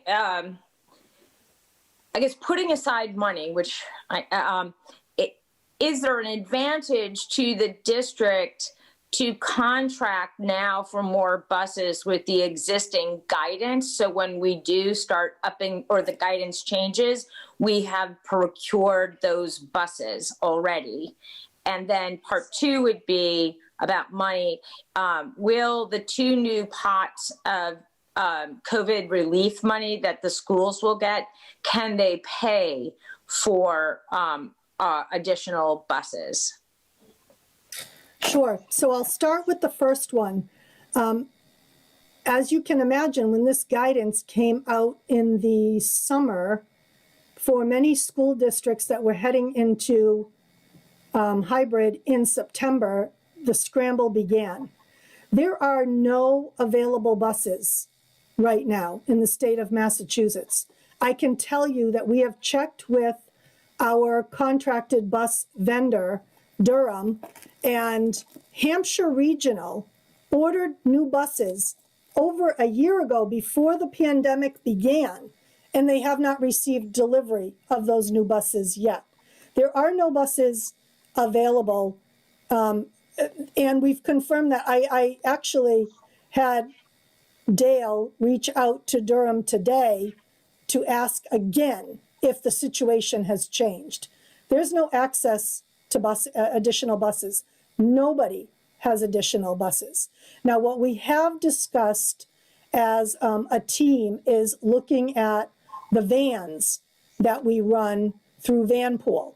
And for example, I've heard it said here tonight, maybe not specifically in these terms, but for some of our neediest students, the students in the remote learning centers, our ELL students, we are planning on putting them on vans if they need transportation.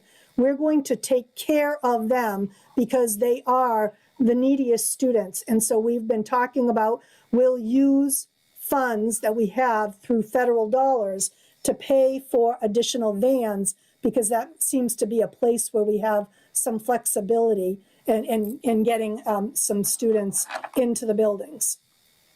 So how are you? Both parts? I think so.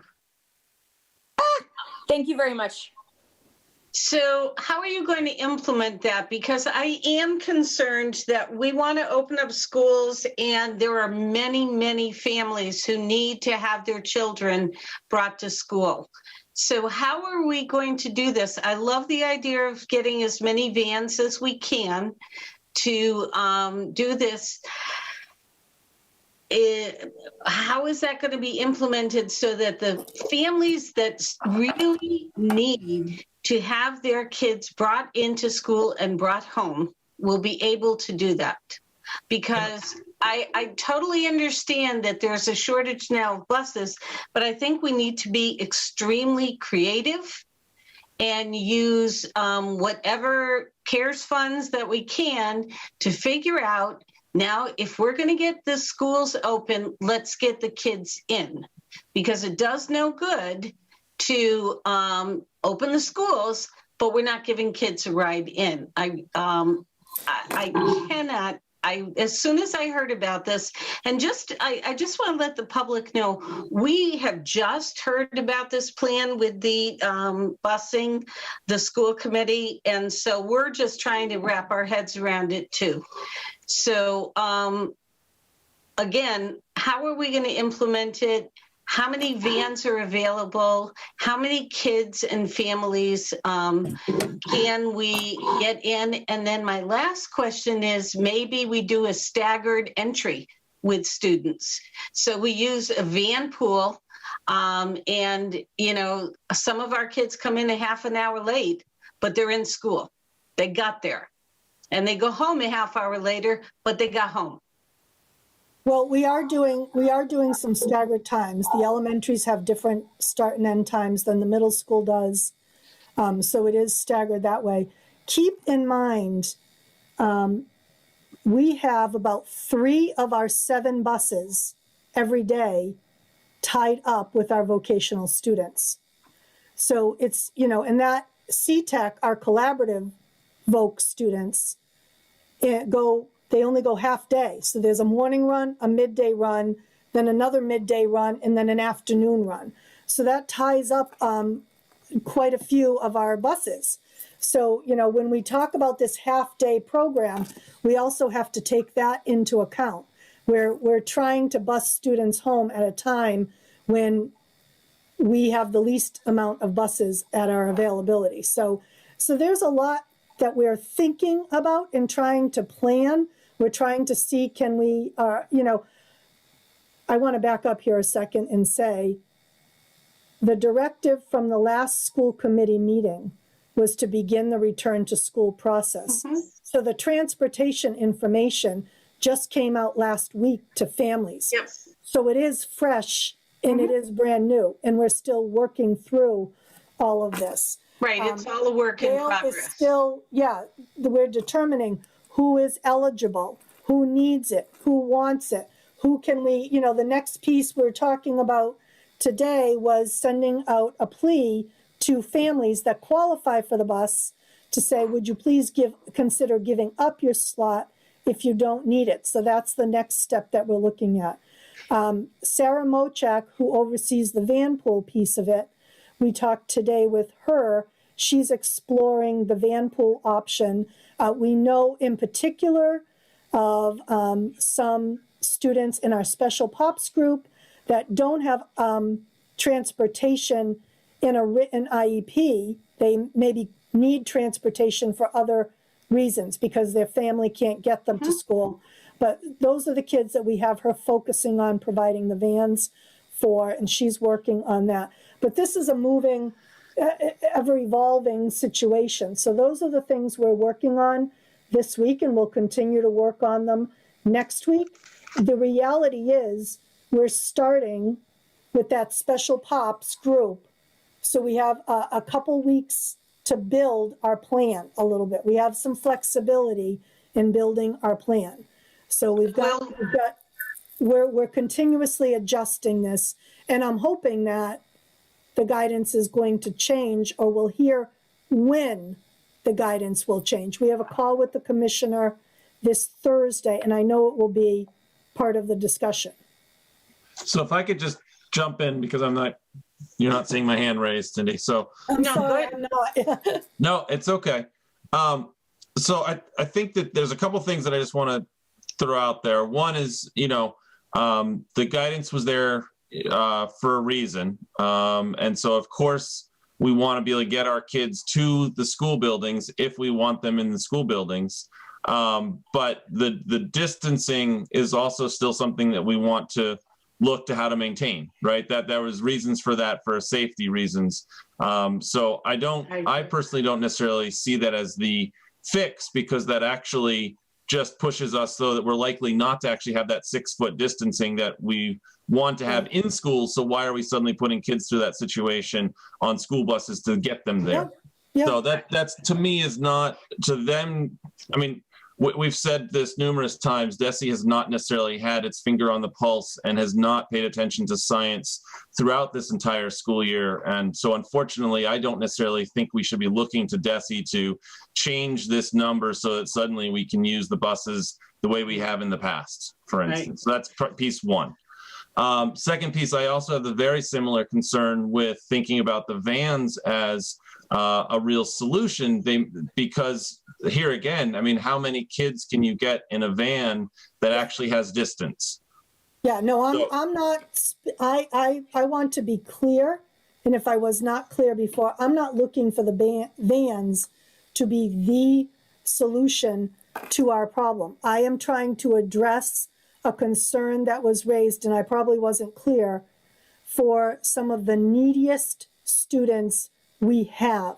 This is really about need, not want. Yep. And I think, that's something we need to be very clear about. And I appreciate, Maren, that you make that point. We cannot expect the same level of transportation access that we had last year. The state of Massachusetts has decreased it by 2/3. We can only have 1/3 of the students. So it has forced us to think about this in a really critical way. And, I got worried, and I reached out to some of my counterparts in the area to say, are we doing something wrong? And they said, no, we're all doing the exact same thing. We can't transport anyone. Definitely. So with all of that, and I think in agreement and serious concerns from all of our perspectives, and very much understanding the concerns that the community is saying, one of the things that I think about it is you've mentioned staggered times, and yes, we've always had staggered times for different levels. But I would suggest us to look at what if we severely staggered those times, so that you had the ability to go get pre-K through 2 and then 3 through 5, or not. That's not actually true, because 5 is in middle school. So, but pre-K through 1 and then 2 through 4. Yep. so that we still get them all to their schools, and those grades then start an hour difference in order to be able to get them all to school. I think we just need to look really out of the box, and if we need to shift around the school day in order to actually get our students that need to be in the schools to the schools. I mean, we want to have them there, so let's get them there properly and safely. I think we need to really look at how can we adjust the school day so that each of those kids that need to get there through transportation can get there. Maren, you took the words right out of my mouth. I totally agree. I don't want to give up the restriction on the bus. I think that will keep our kids safe. And that is really what I was envisioning when I was talking about staggering our times. You come into school, you just are starting your day at a different time. I think that we need to be as creative as we can so that we can provide transportation to all the families that really need it. And I think we've got to do some reaching out to find out what numbers there are. But also, I love the idea of really, you start, first grade at a different time, and second and third, and then the same at the middle school. You start at a different time so we can pick these kids up and bring them home. Again, this is a revolutionary idea, but these are unbelievable times. We've got to be creative. I will reach out to the bus company tomorrow and see what if any challenges there will be, and I'll get with my team tomorrow and we can kind of hash that out. And even as I put that forward as a possible solution, I also want to be cognizant of, that puts in question our teachers, and some of our teachers have their own children. So there's a lot of ramifications to that. I recognize that it doesn't just suddenly become an instant fix. And so I definitely don't want the community to suddenly think that there's an instant fix to this. There are many different factors to play into that, but I just think that in particular might allow for more bus routes to spin through our communities, because like you said, there are no more buses. So this isn't about adding more buses, but if we can do more routes in the same day, we might be able to get more of our students in there, as long as all these other factors can come together. Yeah, I agree. This is a horribly complicated issue. Go ahead, Lori. But that's also another reason to have a day that is not a full day, because we could stagger it. It could still be within the teacher's contracted hours, and we get the kids in school. Thank you. Can I sneak in? Hi. Please? Yeah. Hi. So I wanted to ask a couple of questions. Allison, how many students do we have going to Ctech? We have so Ctech is a half-day program. Yeah. So we either have, we have like half of our student group going in the morning and half going in the afternoon. So they're about a bus for each part of the day. They're about 20 to 21 students, I think, on each bus, if they're all jumping on the bus. You said 3 buses were dedicated for 4 different runs. Yep. Not really the case. So Smith Voc in Northampton does a run. I think Smith Voc actually does 2 runs. I think they split the city in half to get those kids to Smith, and they spend the whole day there. Okay, so they only go morning and afternoon. And then Ctech does 1 loop through the town, picks up all the kids in the morning, brings them to Ctech.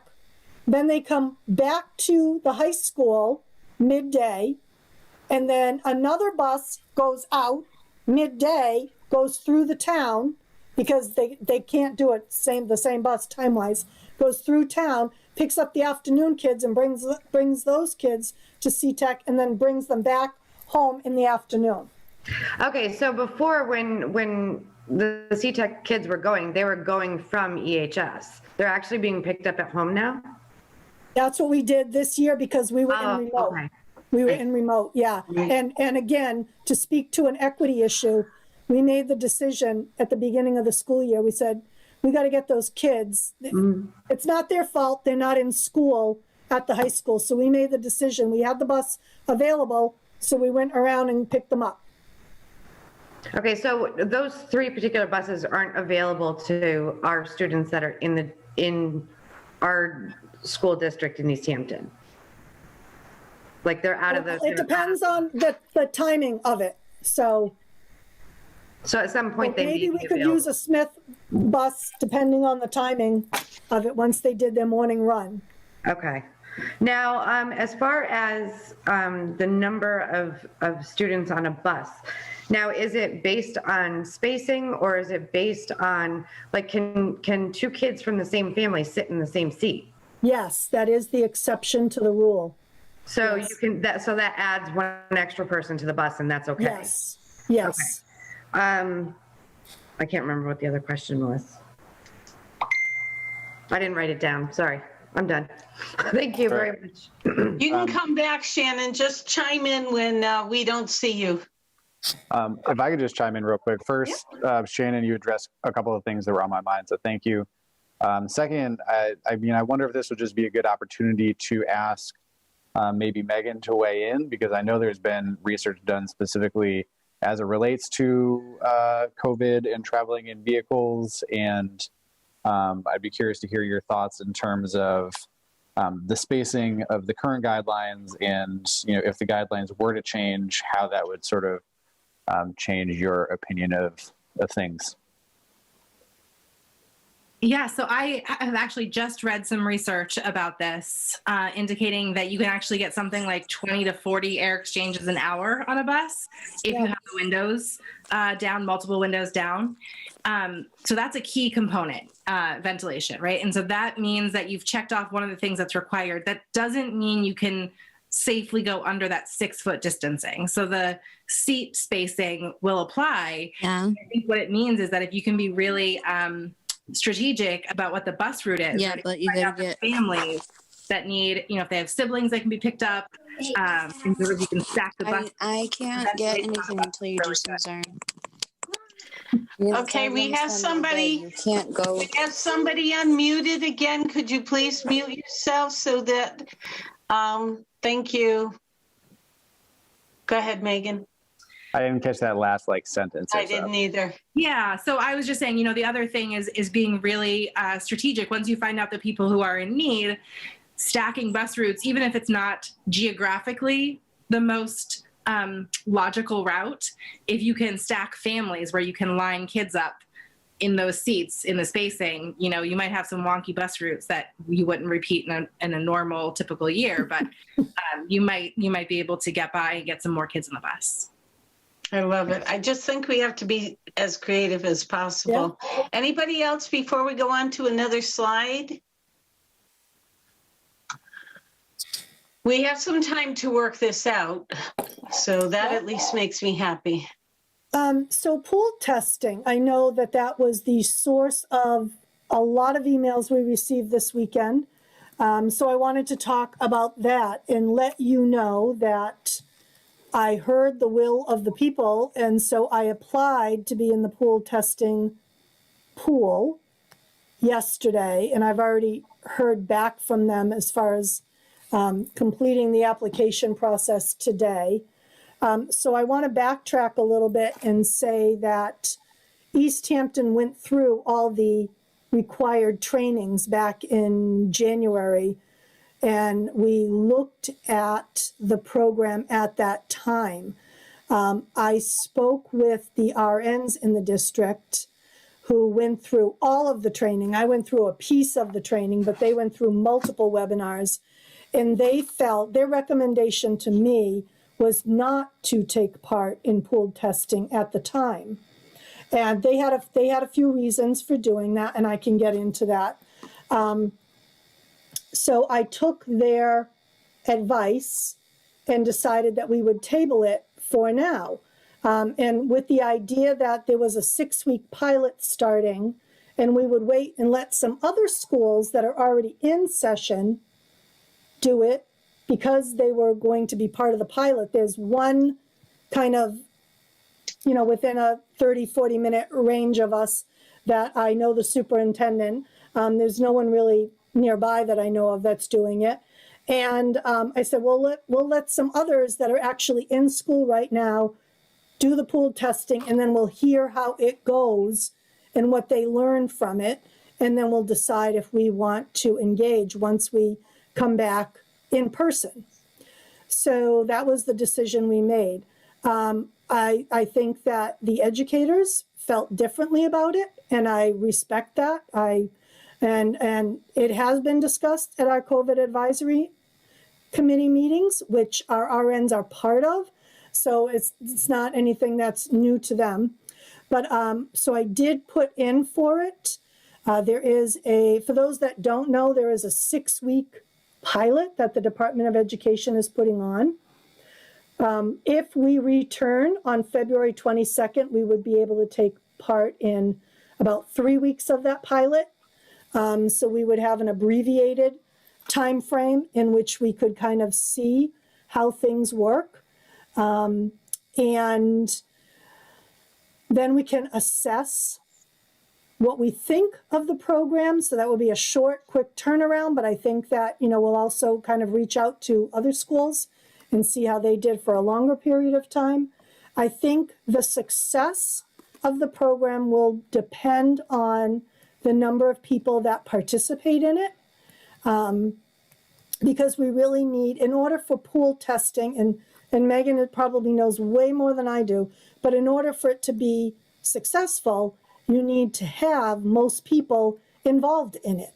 So we really need to get community buy-in from our families, and we need to get our educators to buy in. But I think that the emails that we received are evidence that our educators do have buy-in. So I'm happy to look at this program and see how it works for us. We will, if we decide to continue on after the 3-week pilot that we would be involved in, there would be a cost associated with that. It would run about $10,000 a week to do the testing. We would have to take it out of our ESSER funds, which are our federal dollars. It could be, if we ran it for the rest of the school year, it could be approximately $120,000. So it's a huge investment for a district that struggles financially. So I'm very cognizant of the dollars that we have. But I think that it's something that I think teachers are expressing that will make them feel safer for a return to school. So I'm happy to explore it. I do want to say that one of the concerns the nurses raised, in addition to the buy-in piece, was it's a lot of work to ask of our nursing staff. It will be on their shoulders, and they will be busy during the day. And this week I've gone around to have some kind of town hall meetings with educators in the different schools. And, we've talked about the fact that you really need to think carefully before sending a student down to the nurse's office for a Band-Aid or something. Nurses are going to be kind of tied up with some of this work. So we really want to be cognizant of that and mindful that they have a busy job, especially during a pandemic. And I don't know if I had another slide. Oh, so that's all I had. So I'll take any questions if anyone has any questions about pool testing. Happy to discuss. So I have a question. Don't claim to be the expert, but go ahead. I love the idea of pool testing. We are starting it in my school district, so we're very hopeful. And I do think it has the potential to be a game changer, especially in terms of building confidence. So my question is, I do understand that it is labor intensive. Is it possible that we could hire during that 3-week pilot period? Could we hire, an extra nurse as a sub? It's interesting you asked that. Actually, one of our RNs is going out on maternity leave, and so we've had a job posting up for substitute nurse. And I said that we would hire 1 or 2. I would take 1 full-time person, 2 part-time people, whatever combination. And I don't think it's shocking to anyone on this call nurses are in pretty high demand right now. Yes. I mean, they can go to a vaccine clinic and make a ton of money. You know, they don't need to be showing up at an elementary school and helping kids put a Q-tip up their nose. You know, I mean, it's just, I can't find anyone. We've got postings out on Indeed.com, School Spring. I mean, we're looking high, we're looking low, but nurses are pretty hard to find right now. Okay. Lori? Marissa, do you want to go? I've spoken a lot tonight. You go first. I just had a question about. I can't hear you. It's hard to hear Lori, you. you gotta be, thank you. It's those headphones, Marissa. Is this something that we can require of students, or is it something that families opt in on? Families and is have there to like opt in. Is there a threshold of like of participation at which it becomes useful? You know, if we have like 50% of families who opt in, is it even a valid measure? I'm not sure statistically. That might be more of a Megan question, or I could ask one of my nurses. You know, what I've been saying to teachers, if you have 8 students in your class coming in for cohort A, and you are opting in as well as the teacher, if all of you are getting tested, then it's going to give you good information. But if it's just the teacher and 2 kids, it might not really help, you know, you determine anything useful. Because again, you're going to have like 10 days in between when you see that cohort again. So I don't know, Megan, do you have any idea about that? Yeah, so it's most effective when you can get as many people as possible, ideally 100% to do it. It is still effective at lower levels because it's still individual tests. So I don't know if it's helpful if I explain how pooled testing works. Yeah, go ahead. Okay. So pooled testing through the company that is providing it for Massachusetts takes a pool of 5 to 10 people, and their guidance is to have, you know, maybe one educator, one staff member with a group of kids. And so what happens is those samples get combined together and they go out for testing. This allows you to test far more people with way fewer resources. And so the ideal situation is that that pool comes back negative and then you're done with it. You can just say, we're all clear, this is great, and you move on and wait till next week. If a pool comes back positive, you have to test everybody in that pool. If they choose not to get tested, then they basically need to assume that they're positive and start their asymptomatic isolation. Right. Assuming that they're asymptomatic. If they're symptomatic, it's a whole other kind of isolation. And my understanding, everything that I have seen from the state is that the Binax Now rapid tests are allowed to be used for that pool that comes back positive.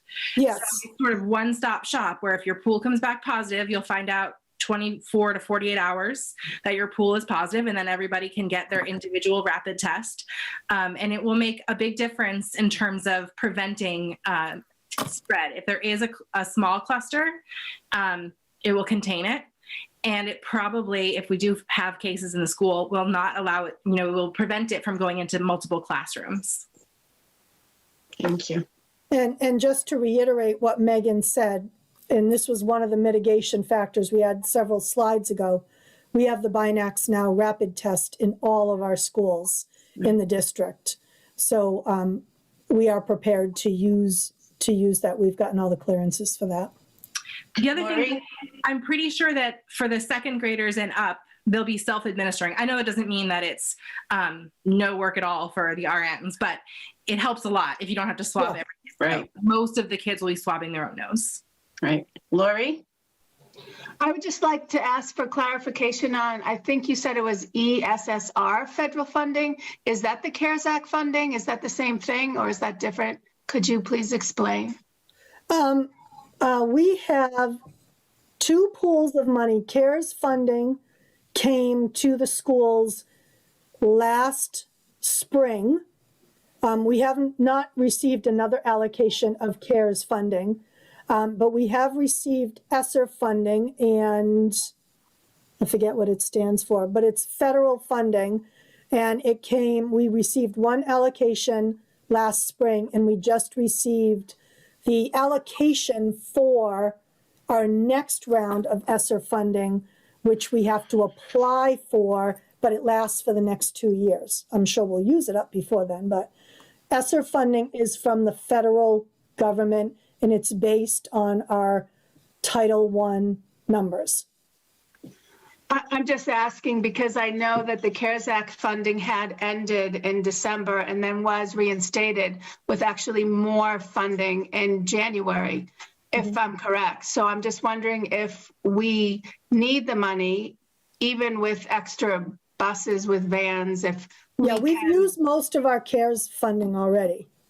Even the new money from this year? That's what I was wondering. There wasn't a second allocation. They increased the first allocation slightly. Okay, thank you.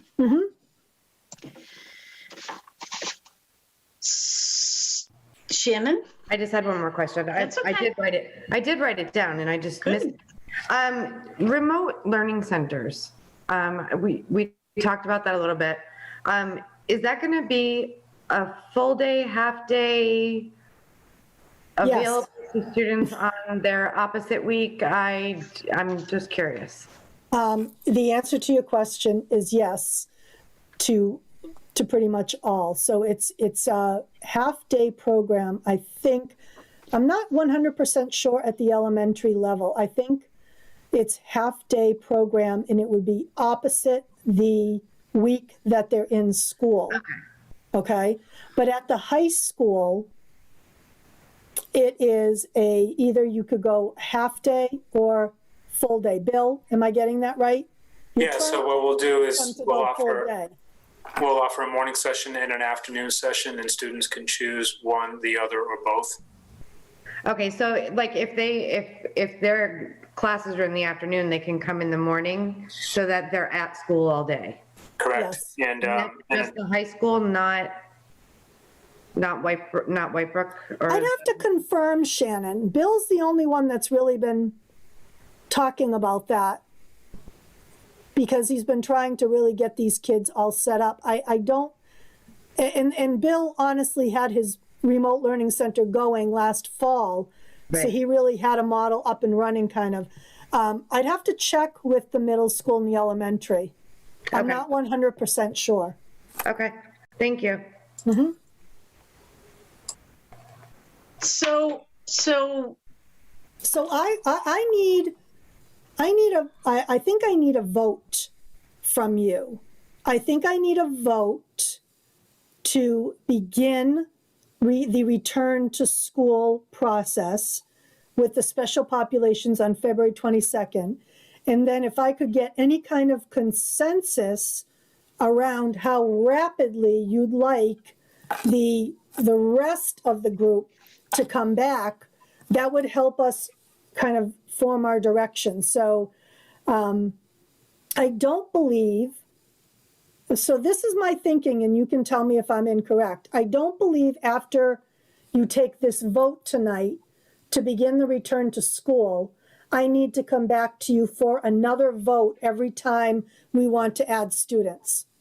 I think the only thing I would come back to you for is if we had some metrics that were going the wrong way, and the COVID advisory team met as a result of those metrics, and the advisory team recommended to the school committee that we maybe shut down for a week or two, then I would come back for you. But I don't believe, I think I just need a vote on this tonight. And can I just say one more thing? And I know Laurie has her hand up, but I think Laurie would think this is important. I want to just say that the consensus of the COVID advisory team that met yesterday, and everybody was there, was that we should return to school. That's our school physician, our epidemiologist, our city health director, that's everyone. And Laurie can piggyback on that. There was their consensus, and they wanted me to share that with you. Yes, and I agree with that 100%, but I do want to stress that we have to pay attention to the metrics, and there has to be protocol. So if we get metrics on Thursday as a committee, we have to agree. We wouldn't even need to meet as a COVID response team because we've already decided on those metrics. But as a school committee, we would need to be able to meet for an emergency meeting on a Friday, for example, or even a Saturday, and determine that we would have to go into a remote on Monday. And people have to understand that. We have been so careful, and we do not want to have our students, as I've said, ping-ponging around. We're going to be very deliberate in our actions, but if we're going to vote on this, we have to have something set up to know how we can turn it around. Right. Marissa, you're on mute. I'm very interested in voting for the return of the special populations.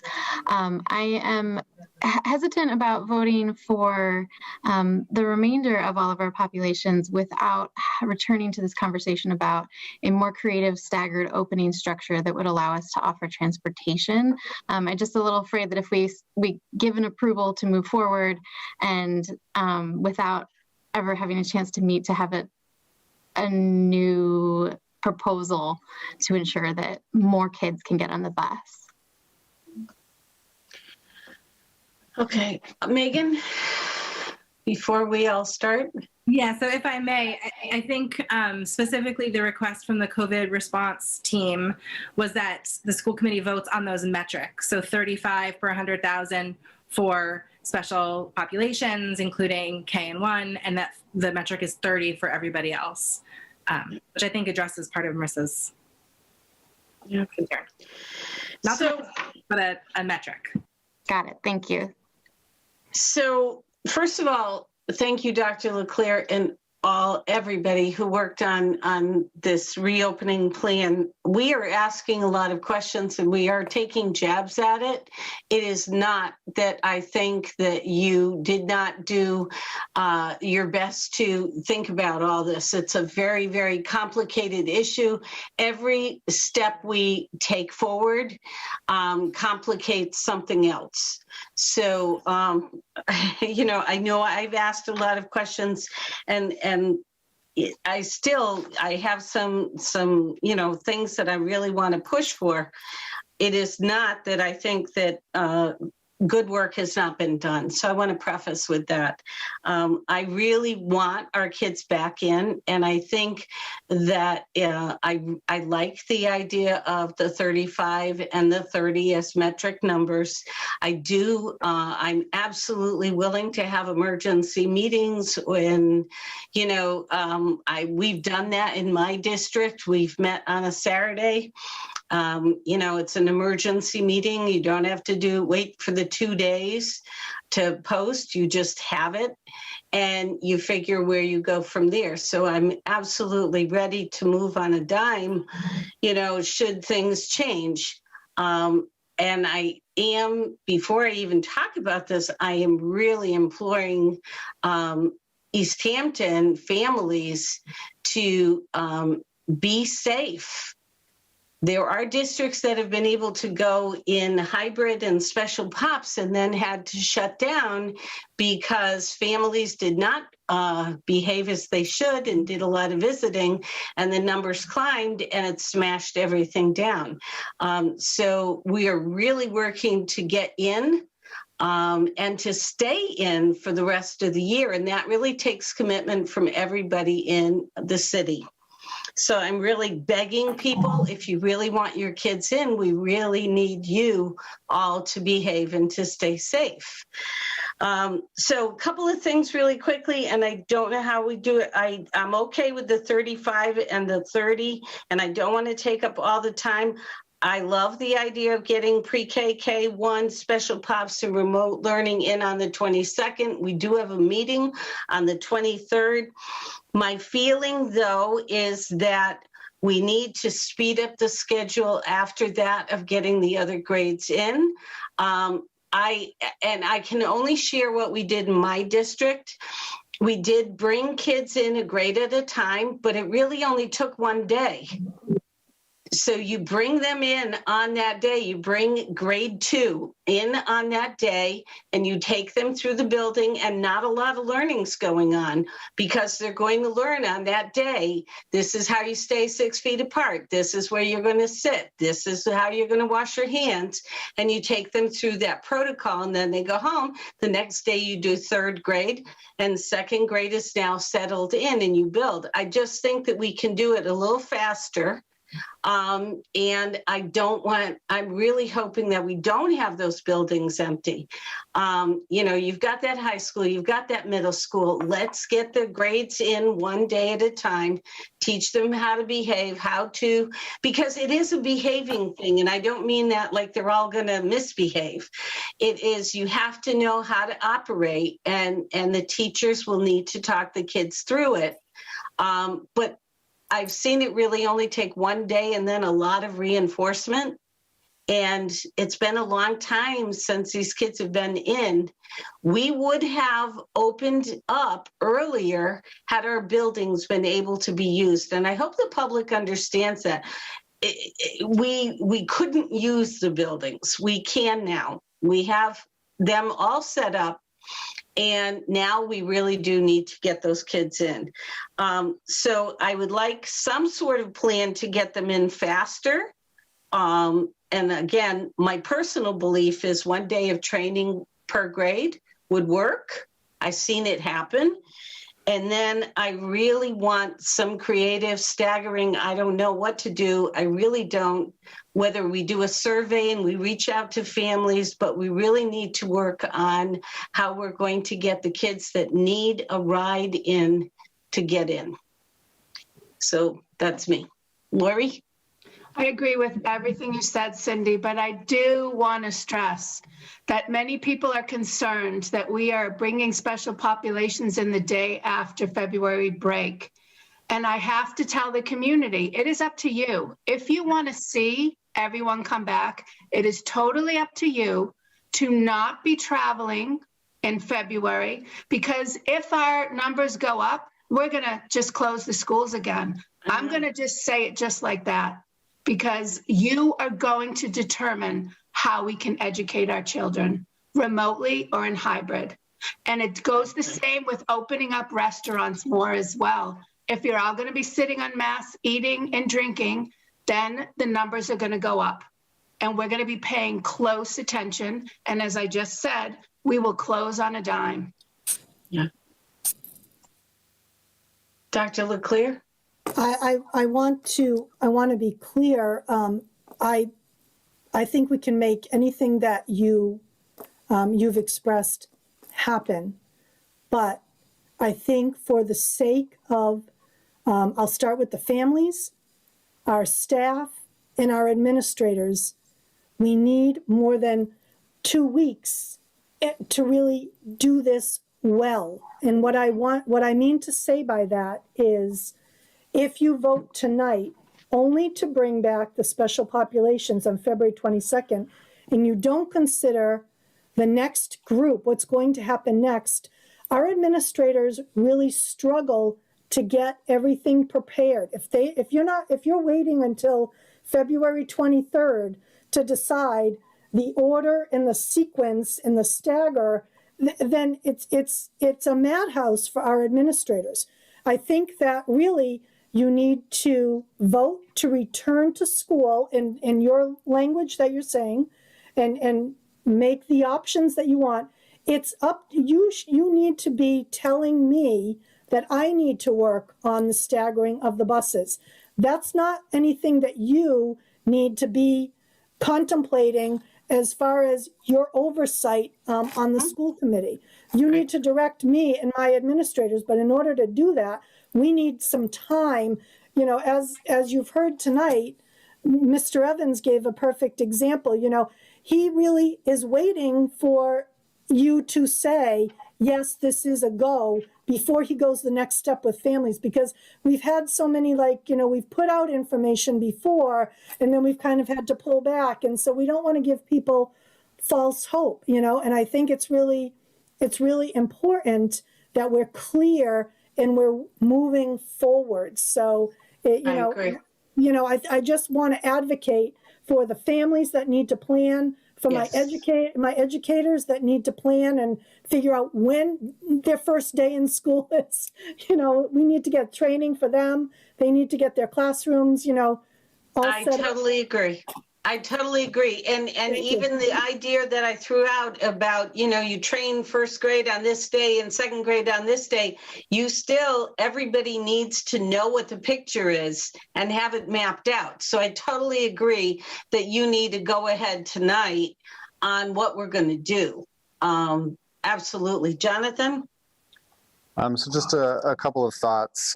First, I'll say that I agree that it's definitely possible and, you know, a good path forward to speed up the process a little bit.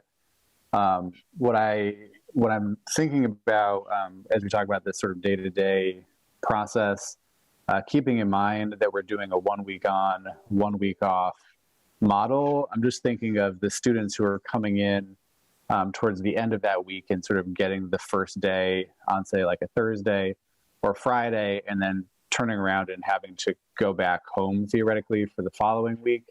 I would say it's probably going to be disruptive to their sort of development of the habits that we're looking for from them, and also just kind of disrupts their schedule in a way. So I think my preference would be to lean towards something in the vein of, I think it was option 2, where instead of where I think it condensed into 4 weeks, we have it seemed like 2 grades more or less at a school at a time, and kind of approach it that way.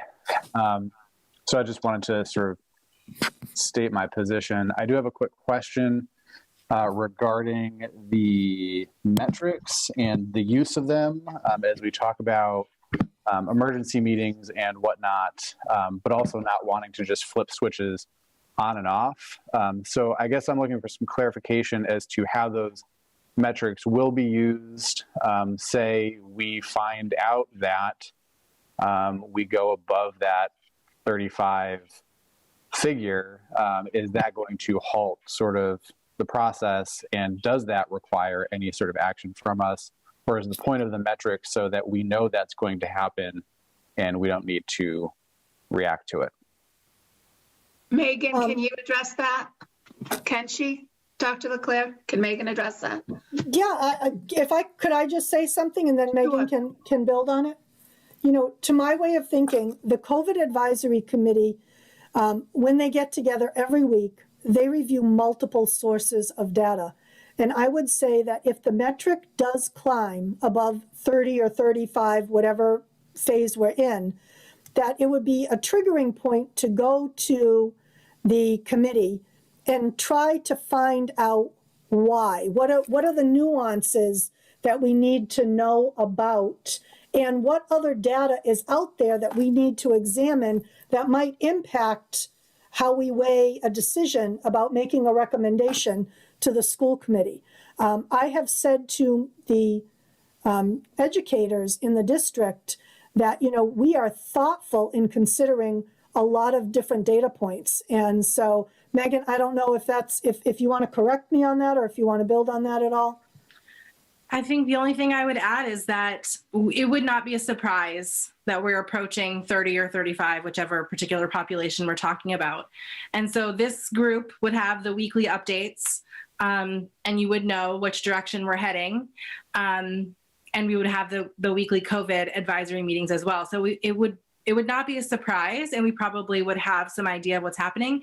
I think this actually what's happening right now is a nice example of when it gets murky, right? When we have what looks like a steadily declining rate and there's some volatility. And I think, Jonathan, what you're asking is that, no, that first time it pops over 35 or 30, you don't just want a dime shut down, right? You've got to wait for some of that stability. Was it a weird day? Was it a weird 4 days? That's why you look at 7 and 14-day averages. And yes, and this is to Marin's point before, you know, do we pick the 7? Do we pick the 14? They tend to reflect each other. And what Allison is saying is that we're going to look at both of those and see, is this a weird chunk of time, or are we really headed over 30 or 35, depending on the population?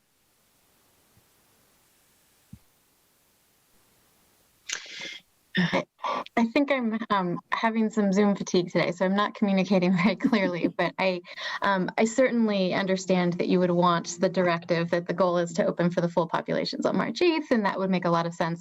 I think what I'm trying to express is how much I want to see a creative solution for busing. I feel like if I make a vote tonight to approve that opening date or that opening goal, and then we inevitably encounter the challenge, you will encounter in trying to make a more creative solution happen.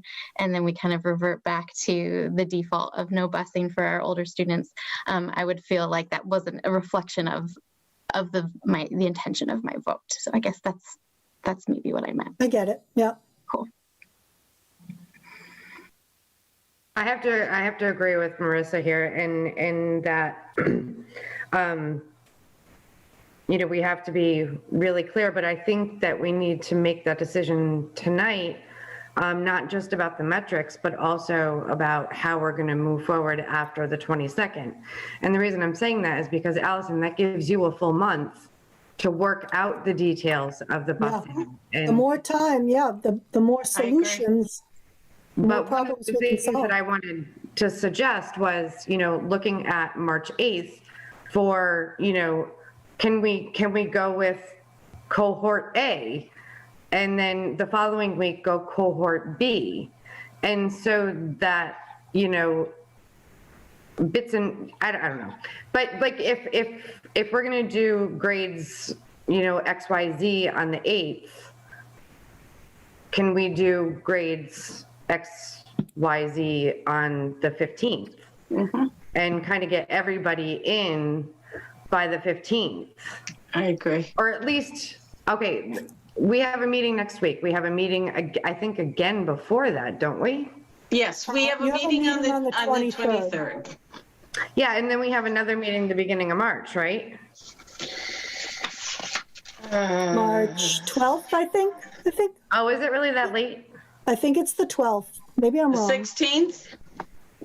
The 16th? The only thing is 9th or 16th.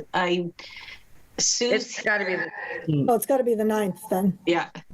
It is the 9th. Yeah. I'd just like to ask Megan, because in the COVID response team, she really has stressed that we cannot put this on a date. We really have to focus on the metrics. Even though, we say we want this, Megan, could you weigh in? Because I'm also exhausted and I like when you say it better. I don't want to turn on a dime and do things like not, okay, Megan, you speak. Yeah, so, I think that the point is that we have to pick these dates to start the planning. Correct. So our first possible date is 2/22 or 3/8, but we need the community to be really cognizant of the fact that if the metric is not met, that's correct. Force the group in with a metric that's too high in an unsafe situation. I think that's the point that Lori's trying to make. If we haven't met that metric by that date, then we're talking about an emergency meeting where we push it out a week or 2 weeks or whatever we have to do. Correct. But we do have to have a date, because if we don't have the date, then everybody cannot start planning. When you put that date out there, everybody is going to line up. Teachers are going to be ready. Parents are going to be ready.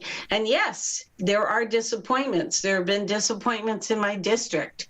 We've been running well, and then all of a sudden they have to slam it all down. It's horrible.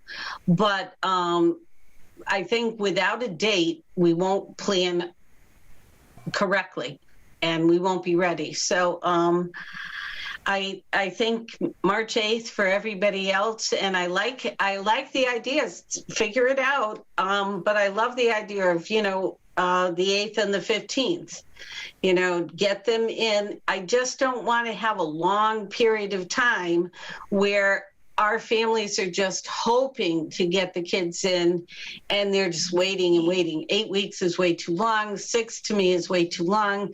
Let's do it as quickly as we can, in the hope that the city will get behind us and help us to make this happen. Mm-hmm.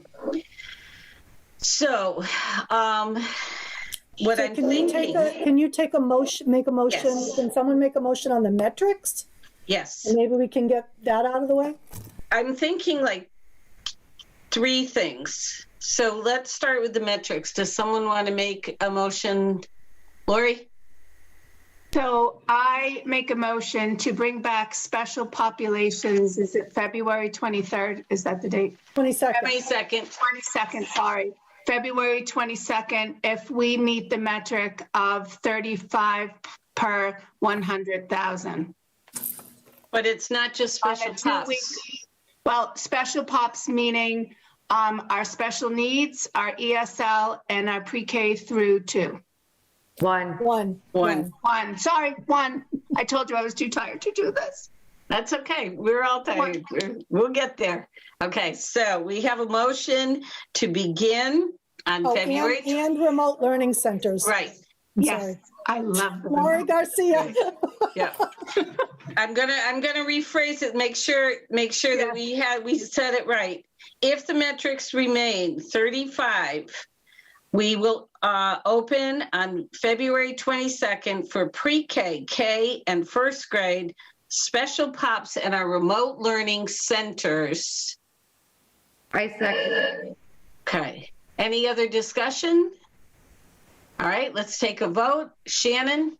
Shannon Dunham, aye. Marissa? Marissa Curry, aye. Jonathan? Jonathan Schmidt, aye. Maren? Maren Goldstein, aye. Lori? Lori Garcia, aye. Mayor? Mayor LaChapelle, aye. And Cindy Kuzensky, aye. Woohoo! I'm excited. Okay. So then we want to talk about, I think, just hoping to charge Dr. LeClaire with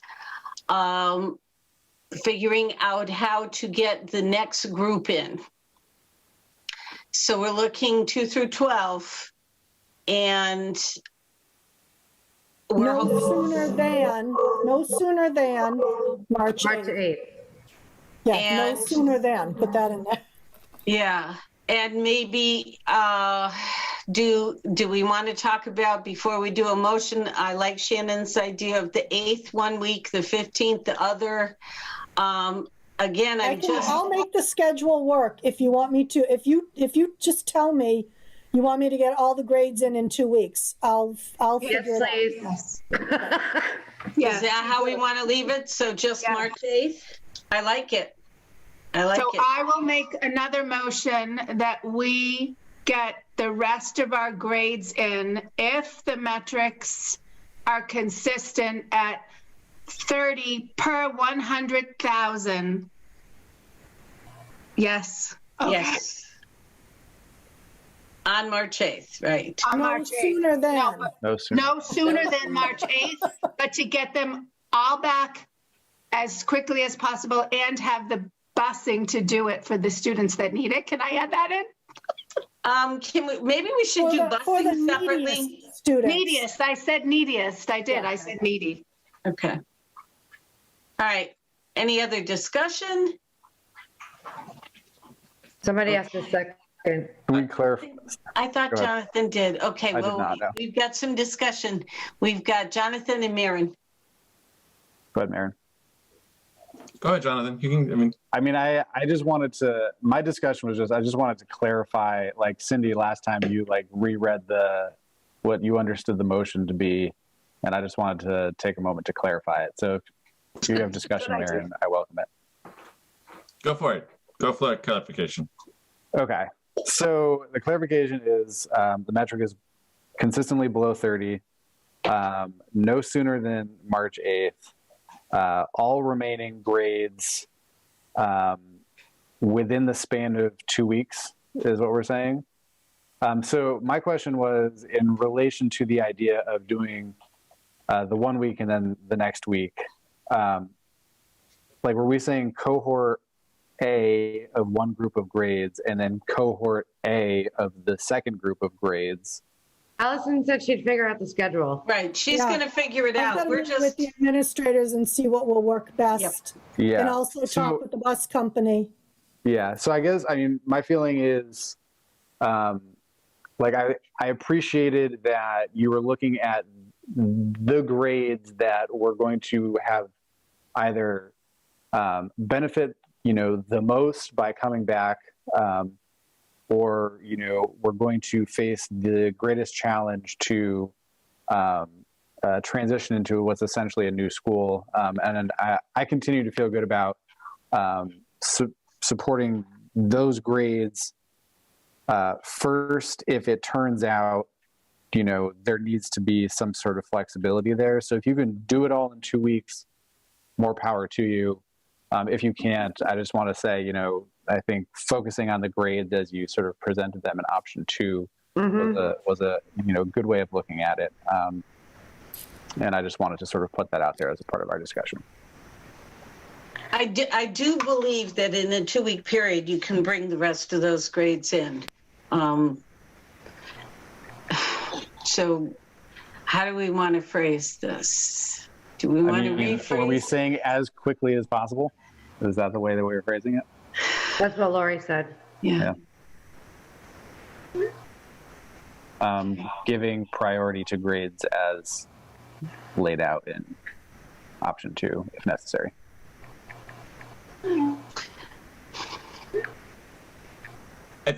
I would just add in here that I think that with that language and with the directive that Dr. Leclerc is getting, we can then have a presentation on the 23rd that's going to clarify what is the proposal now, and we can that's enough so that your team can put that in, like start working on that. We can then hear the final details on the 23rd and approve it.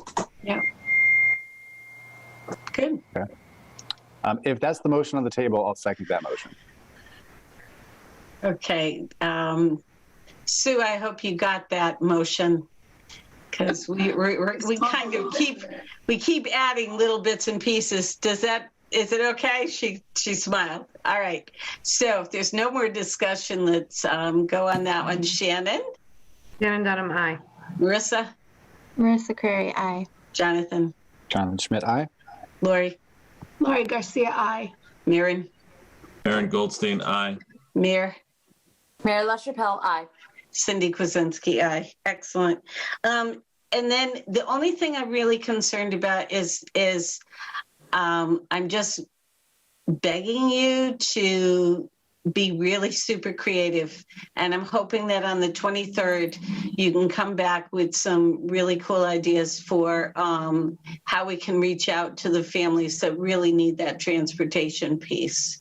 I do totally understand that we only have so many buses and so many vans and we can only put so many kids on. But I think if we reach out to the families who super need their kids to ride, that we can at least address that need. I agree. And I think it's worth reiterating a comment someone made before, that in order for us to do this, people that have the ability to drive their children to school really need to give up their child's seat. Yes. This is part of the community. If people can do it, they should drive their own kids to school, even if they are eligible for the bus, to open up a seat for someone that really needs it. Yeah. Okay. All right. I don't think you're not done yet. You have fall sports now. You have fall season. Okay, that's right. So I think as a way of intro, I won't say anything here except that Mr. Evans, I believe, shared a document with you late last week. And so I will, to save time, I'm just going to kind of turn it over to him and let him talk to you about this. He's coming back to you again. I wanted to do school, go back to school.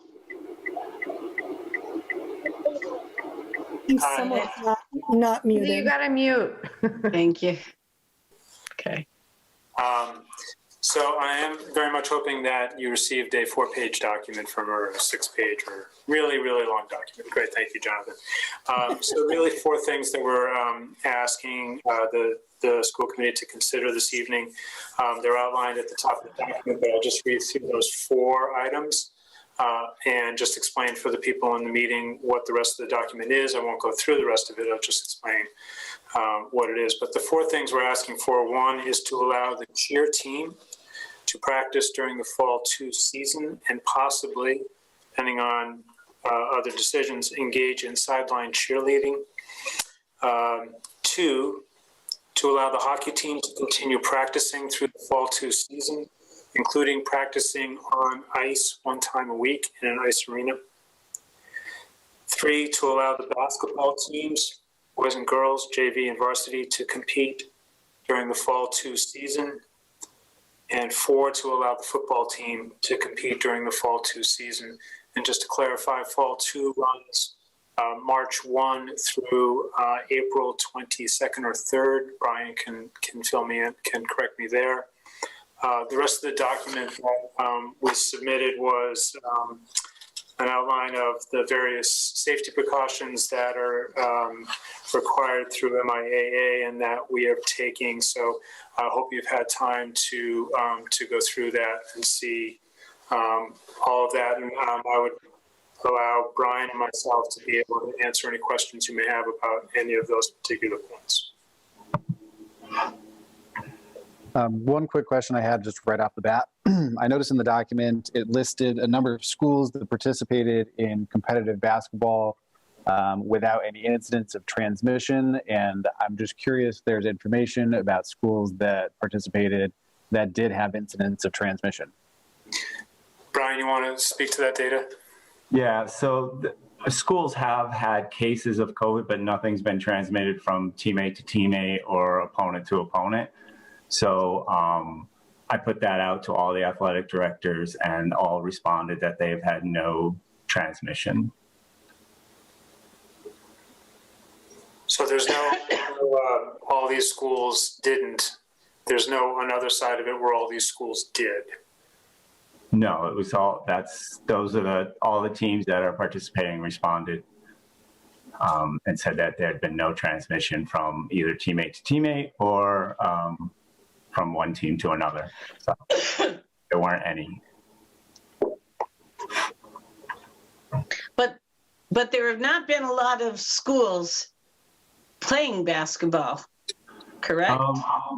Well, there are 38 schools that are participating, but some there have been because they've had to take a week off or 10 days off because one of their players contracted it from home or something like that. So they've had to follow that protocol. But all those teams are practicing and participating. But like, you know, as we said before, like if you're playing a team that's in the red, then they might have to cancel that game. So they're just following all those different protocols, but they are all practicing and participating when they can, yes.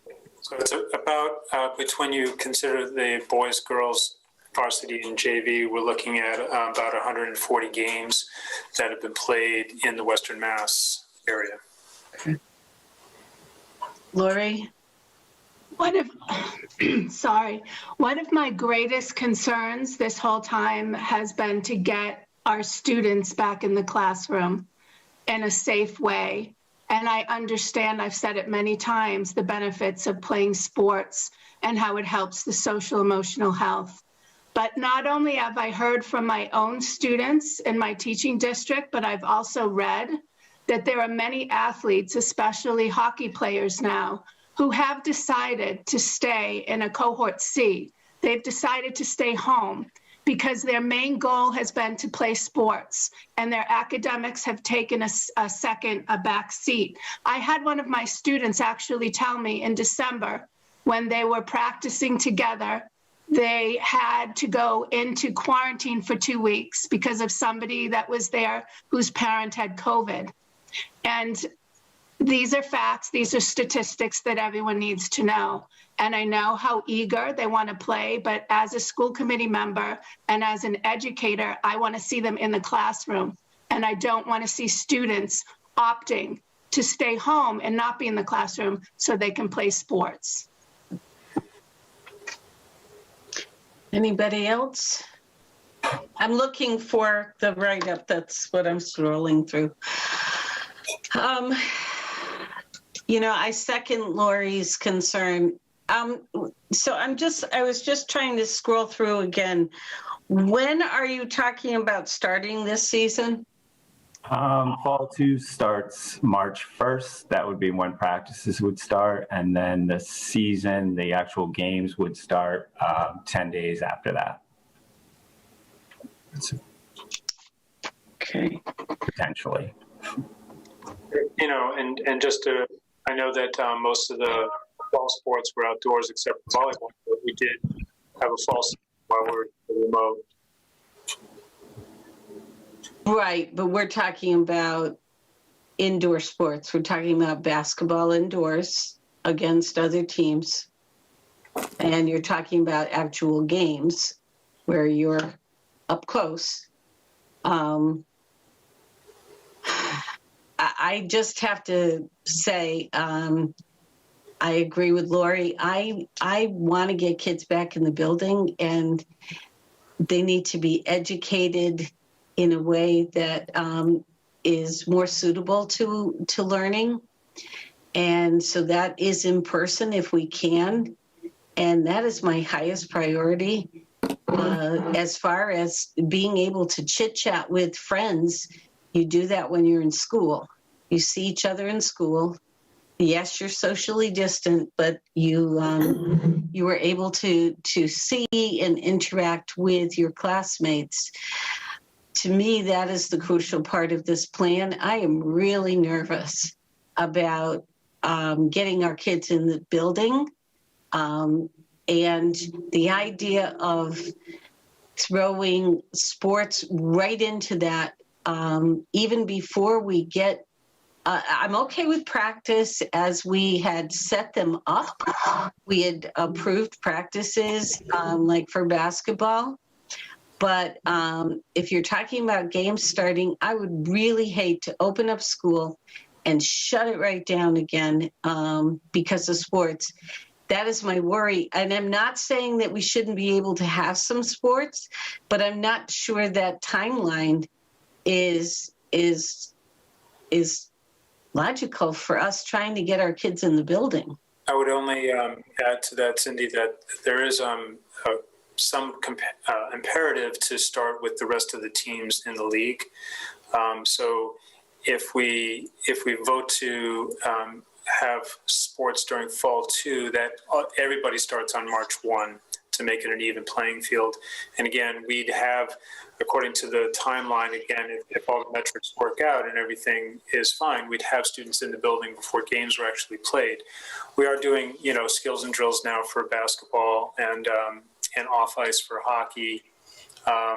So I don't think that having this practice start on March 1 and competitive start 10 days later is completely offline with our return to school plan. Okay, except some of our kids might not get into the 15th. So, Dr. LeClaire?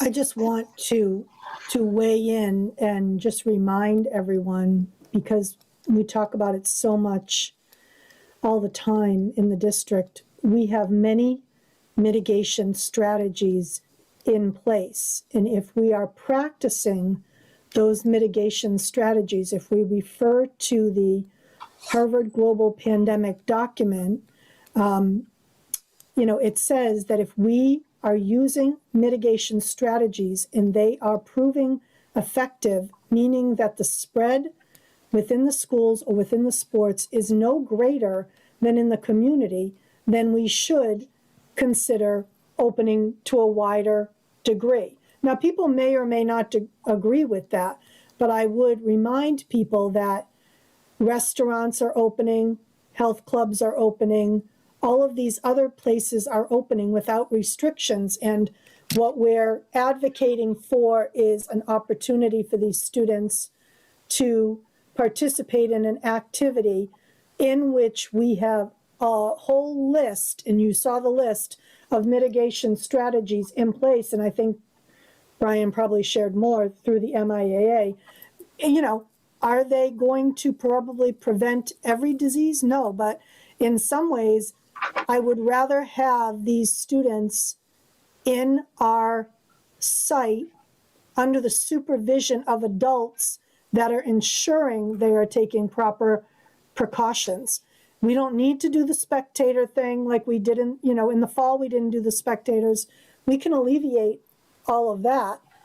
But, I think that what I am hearing, and this is not through any reputable resource, is that students are out trying to have access to sports with students in unsupervised ways. And I would rather they do it in a supervised way where we are controlling the mitigation factors, which, so that's just I'm only saying that as my opinion, and that's definitely not, that's just my personal opinion. So I just wanted to share that out. Yeah. Lori? I agree with that, but I would like to say, as well as having to be tested weekly, I feel that students, once we open schools, they have to be in the building and not opt to stay home because they want to be able to play sports. Because I really have read that it's going on across the state, that kids are saying, I'd rather, play and not risk it. Because their goal as students is to be students and play sports along with that. Right, and we could mandate that these students be part of the pool testing. Mm-hmm. As another, as one of those mitigation factors. Maren? I'm just curious to get some feedback too on the, the requirements that we put forward for the winter season about weekly testing. Did that drop enrollment? Were students not able to practice that had wanted to practice? What did the impact of that requirement have on our student athletes? Yeah, it dropped, probably about 15 athletes chose not or were unable to fulfill that. Some obviously, like for hockey, the numbers dropped way down. Only 2 kids are participating in that just because to get tested every week and then only be able to, practice in the gym with a street hockey ball. They just decided that wasn't worth it to them. So I don't know if that was the testing or just, the rules that were in place. But I have had, numerous, at least, half dozen people who said that the testing was a deterrent for them. But all in all, for the most part, people were able to figure it out, although it was difficult in some cases. They're coming in from Greenfield, all over. And now UMass has cut back on their testing. So that's become a little bit more difficult. Some people can't get tested. They're over a week out in testing. So they've had to find other alternatives. But so yeah, it deterred a few. Has been a bit of a burden on some, but most have been able to manage. Now, with us going back to school, what do you think if we did like the initial test to be, The rapid test? before the 1st? And then if we're going back to school, we're not requiring all students to get tested before they go back to school. No, but if we do implement the pool testing and include the athletes into that pool testing, then that could provide some additional help those students to make sure they meet their weekly testing requirement, and also help the school by having a pool of kids be in the pool testing. Yeah, because that's 100 kids, that are registered. Right. So The COVID response team would go along with that. Just remember, I'm speaking from sitting on that team. This isn't my perspective. When it wasn't, Laurie Garcia saying everyone needs to be tested. That was the advice that was given to us to try to keep our community safe and get kids back in school. And now that we will have a pool testing option, as long as we're keeping kids safe and in school, that's what we want. I agree. now, don't you guys have a policy anyway, Bill, that they have to be in school on game day, right? Well, we've never had a situation where we've had students who could opt to be home during remote and play sports. That has been, we had a requirement through the fall sports season that the kids had to be in their remote classes to participate in sports in the afternoon. You're suggesting now that to play sports, you have to opt into the hybrid model when that becomes available, right? So that if hybrid is available, students, in order to be able to participate, I just want to make sure that I'm clear on this. In order to be able to participate, they have to opt into coming to school. And I just want to make sure that before you vote on that, that there's a good conversation about that, because I'm not sure I'm not sure that we've had an opportunity to think through what the implications of that might be for all of the individuals. And I hear the logic to it. If you're able to come to sports, you should be able to come to school. Like, is there a different risk? I just want to make sure that we think that all the way through before we add that on as a requirement for participation. Okay. Marissa? Yeah, I guess I just wasn't totally understanding the logic behind requiring athletes to attend in person, particularly if one of the obstacles to attending in person is potentially transportation, and not just like a familial decision about public health or personal and public health risk. So I'm just wondering, Laurie, if you could explain a little bit more why you would want an athlete to also be required to come to school. I wasn't even considering any transportation, Marissa. What I was saying that students have told me, because they had to quarantine for 2 weeks because of being in contact with somebody while they were practicing. This happened to be a hockey player. So he had to go into quarantine for 2 weeks because of contact tracing. And he said to me, I don't want to risk my not being able to play hockey, so I'd rather just stay home remote. And here the kids are saying, a lot of them, that they're not getting the education they need remotely, but it's their main goal just to get to play with their team. And they don't want to risk being in school. This is what he said. And then I read an article on it. There are many athletes who have just opted to stay home, even from private schools. They have opted to stay home, so they still will have the ability to play sports. And as an educator and as a school committee member, our main goal is to get them educated academically. And then sports come along with that, and it is very important, especially for their social, emotional well-being. But I want their main goal to be thinking academics. But I do think it's really important, as Principal Evans is stating, that there may be other factors involved. So to just dictate, as a directive that you absolutely have to be participating in the hybrid model, there could be other factors that a student athlete may be choosing for any number of different reasons, that they need to not be doing the hybrid model. I just think that would be a little without getting information from the students or their families. I think to just make that a directive based on, I think it might be a little too overreaching in terms of sort of requiring that. Can I speak to the? I can understand that, like if they had to take care of siblings, for example. Mm-hmm. Like, and I do understand that, but you can understand as an academic teacher to hear a student saying, I just rather be playing hockey right now. And it was told to me.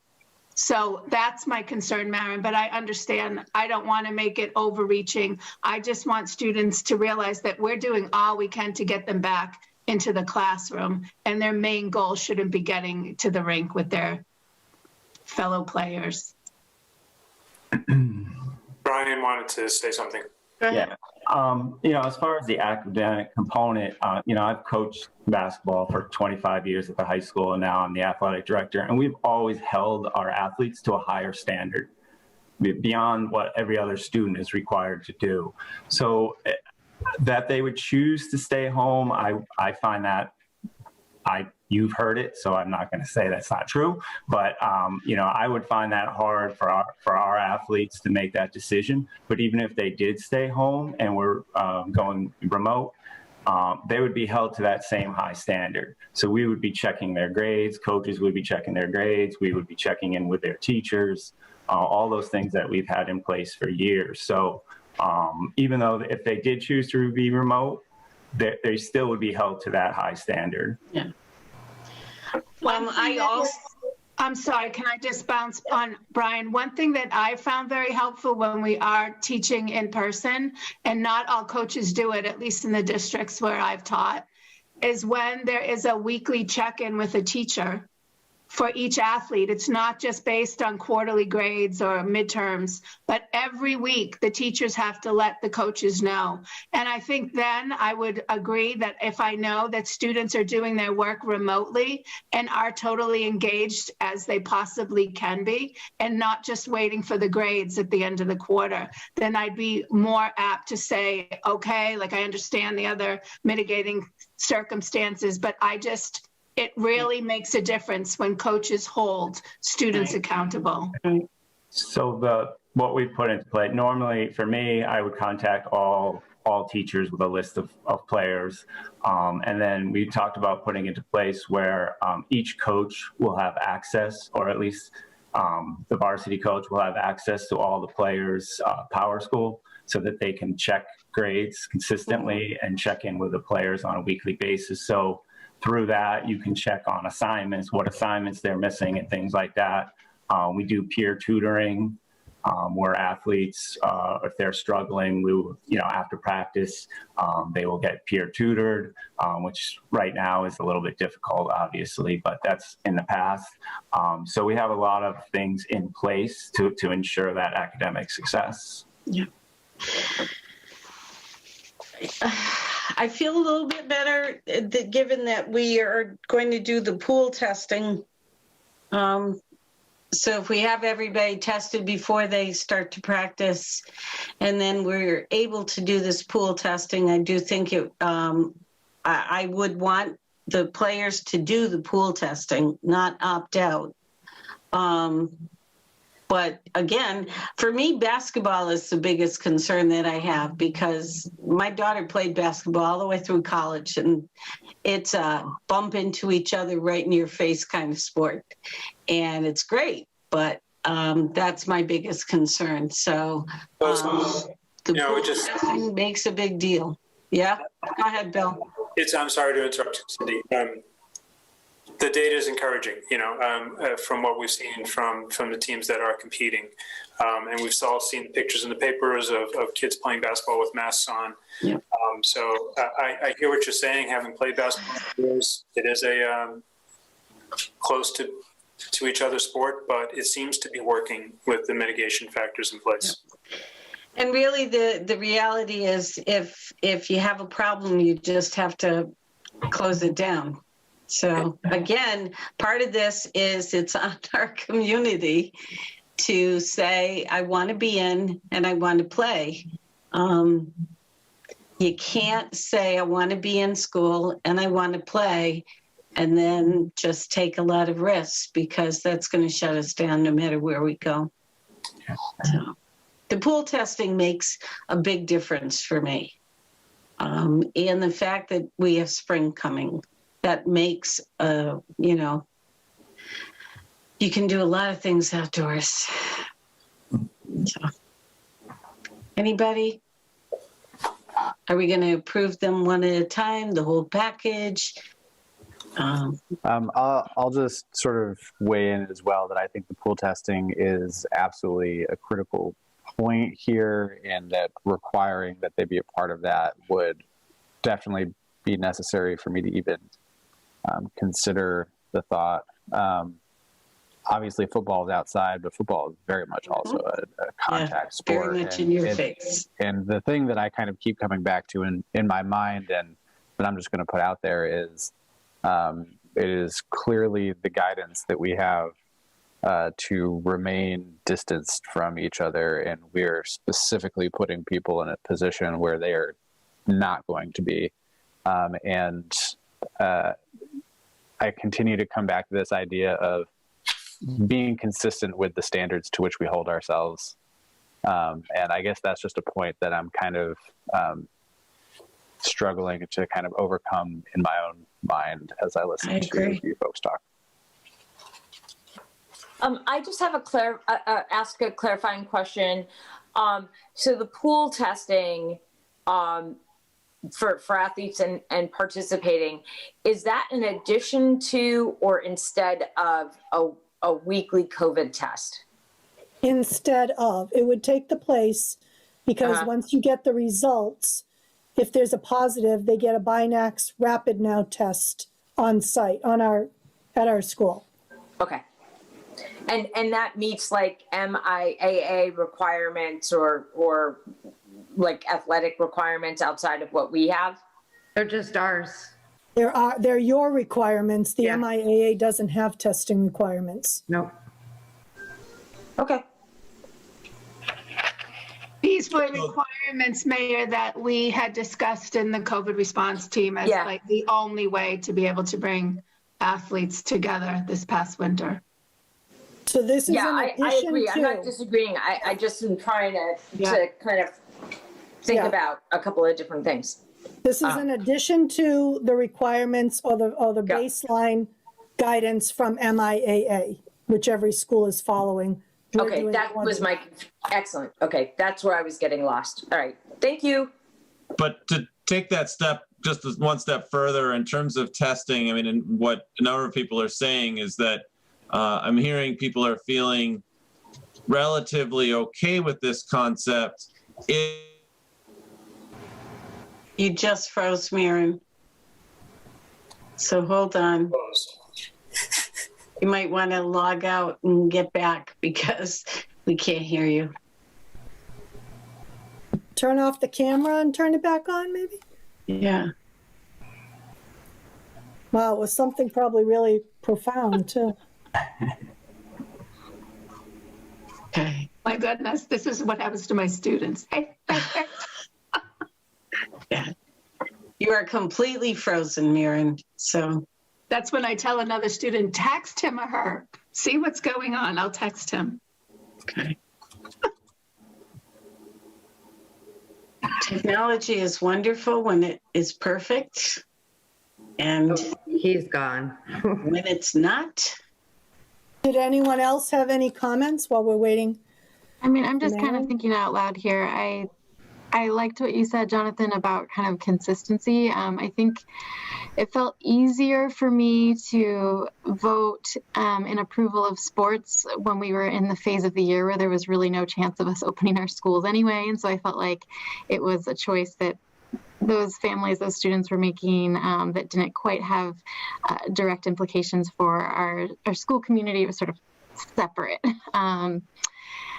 But I'm trying to think through how I can justify saying to families, we can't put your kids on a bus because we need to keep your children 6 feet apart, but other kids can play full contact sports. And if someone can give me a way to think through that and that I could be more supportive of, I would welcome it, but I'm just struggling with that dissonance at this point.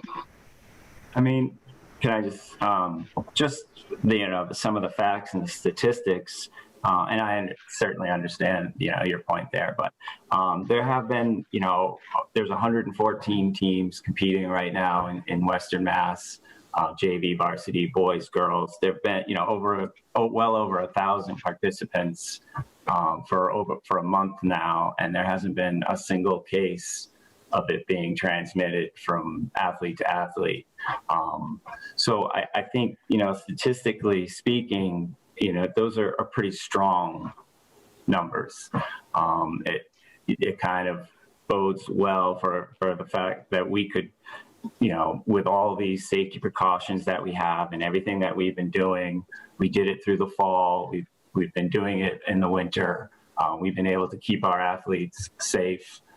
We have more stringent protocol than other schools. They're not requiring the testing and whatnot.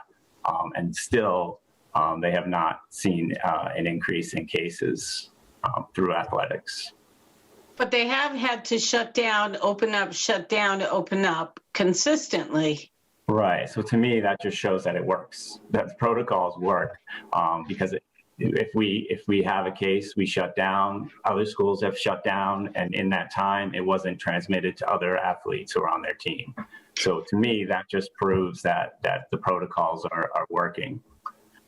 Mayor, I see your hand, but could we have Miran be able to finish his point first, since he logged back on, and then we'll call on you? Absolutely. Go ahead, Miran. Apologize for that. I don't know why my internet crashed here. So, can you not hear me? Just a little louder would be better. There you go. Okay, I will hold this closer than I'm on my phone now. I apologize. I'll see if I can get the internet back on. So I guess the piece that I was asking is that it seems like most of the people's comfort was around having pool testing in place.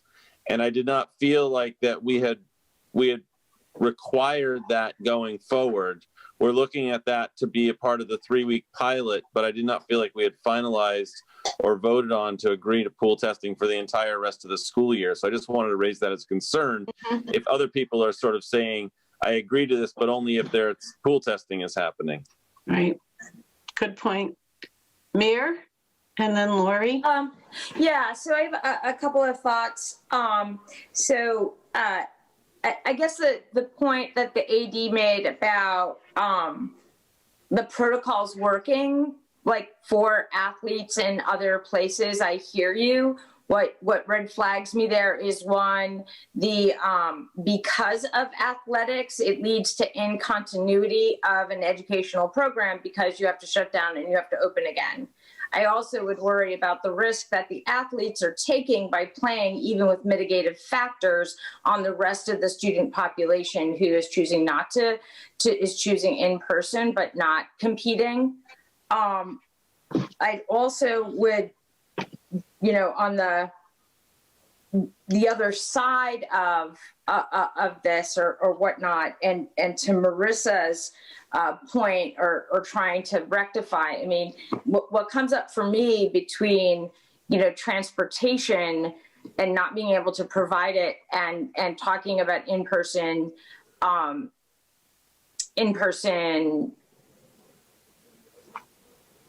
transportation for in-person learning versus contact sports, it's a resource issue that's above and beyond what we can control, which is the lack of buses. It's not for lack of wanting to do it, but we couldn't find the transportation. Maybe we could increase it a little bit and get more creative. But I just think it's two different.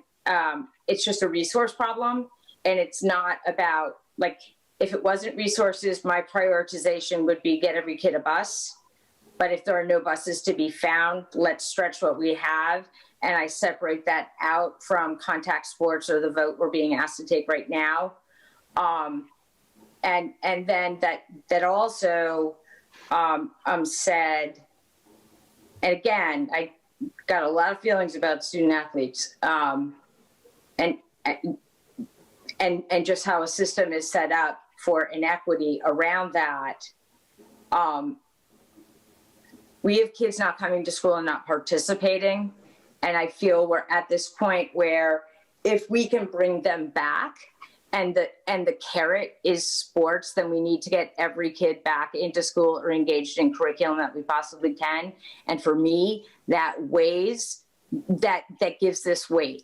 Like, unfortunately, there's no systemic, consistent approach to this for a whole bunch of different reasons. And most of it's out of our control, including, the stats are good, with kids not getting infected playing athletes, the stats are good, but we know that 1 out of 100 can be an infection that affects thousands.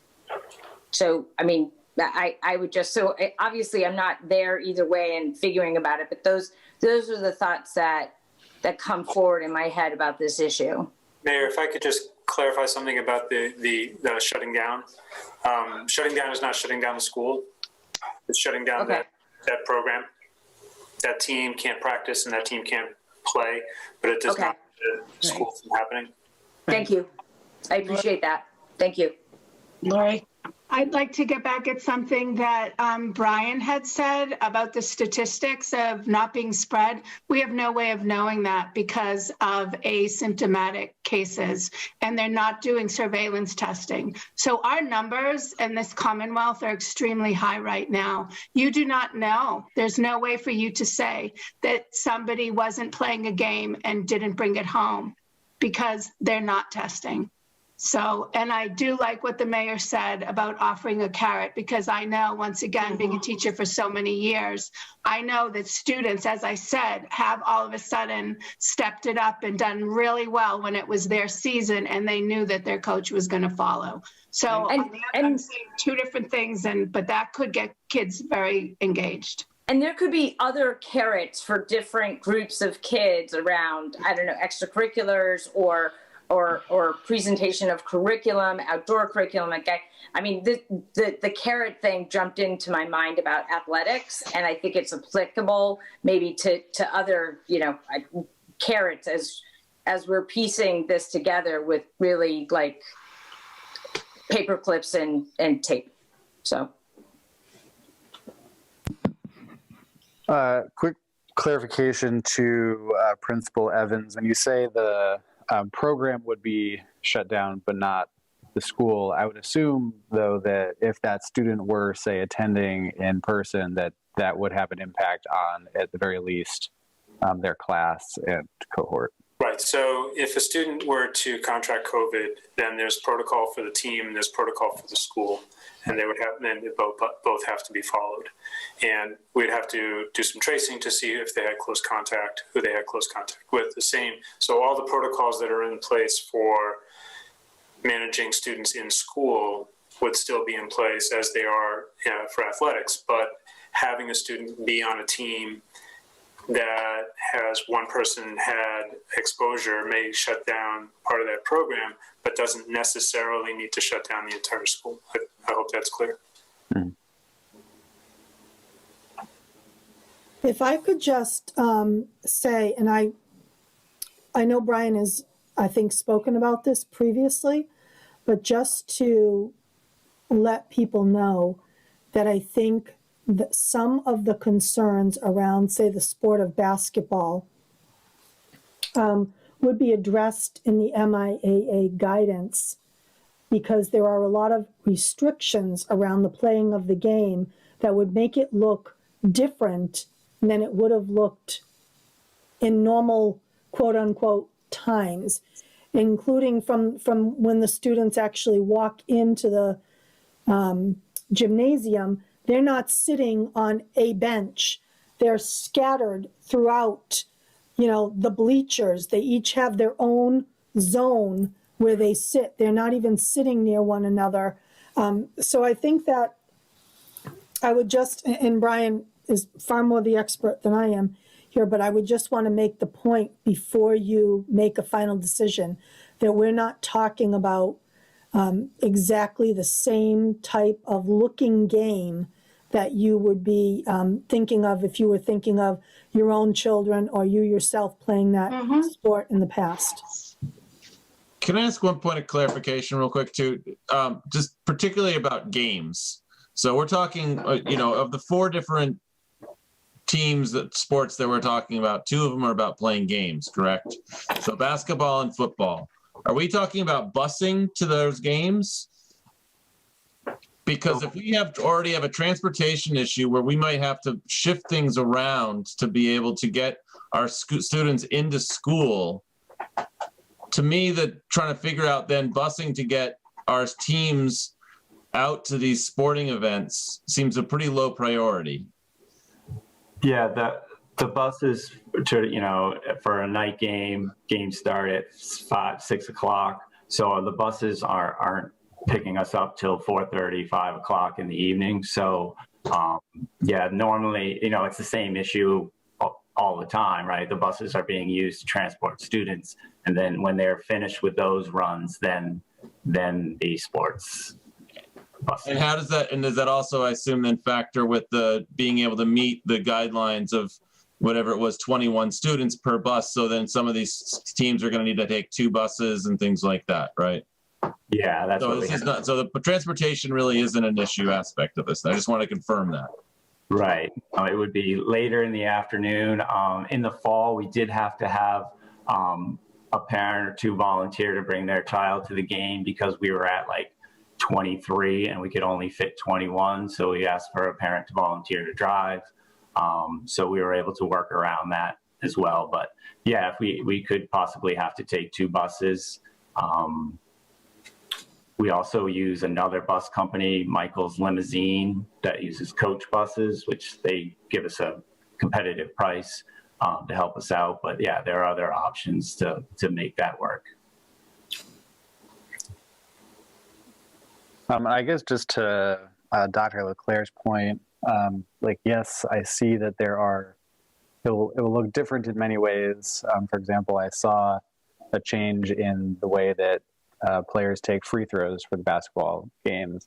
But assuming still say that they're going to play sort of like a one-on-one defensive scheme, you're going to have a player following the other player around, and you will be within 6 feet of that player for longer than the recommended amount of time that we be within close contact with a person. So there still is that point, I suppose, of again, I keep coming back to consistency and not putting ourselves in positions where we're increasing that risk. Jonathan, if I could be specific, though, when we're talking about the gymnasium, we're talking about a much larger structure with a higher ceiling with fans that are circulating air up. So there's much more air exchange in that setting. And I don't want to speak for Brian, but I believe last fall with volleyball, they also required the exterior doors to be open so that they increased airflow further. So it has much more air exchange, probably more in line with an outside setting than with like an inside classroom. So you can, you guys can weigh in on that. But I just want you to think about that. And I would respond also, Jonathan, that I agree with your point. When you watch basketball or football, you're not seeing people socially distance. But when we're out in the world, we're not also all complying to all of these other standards and safety precautions. So I don't get tested every week to go to the grocery store. I think that, as incongruent as that seems, I think that the list of precautions that are in place are designed specifically to mitigate the fact that there is going to be a lack of the standard social distancing that we use in our day-to-day lives. So I hear it. I agree with it. I think it all strikes us as an odd sort of juxtaposition. How do you do COVID and have these sports happening? But I think, we've got the safeguards in place and we've got the data to support that it can happen. Once again, I'd like to say we really don't have accurate data because they're not doing surveillance testing. I'd also like to bring up again that there is only one medical professional, one doctor on the whole board of the MIAA. So I really can't rely so much on what they're saying because we're not sure. And they're also going to be within the droplet range when they're playing. And our epidemiologist has stated over and over again, when you're running and the mask gets wet, as soon as the sweat and it gets wet, the mask isn't working. How often are they going to be changing and getting new masks? This is all coming out of the COVID response team once again. I'm not the bad guy against sports. I'm just providing you with what we talk about.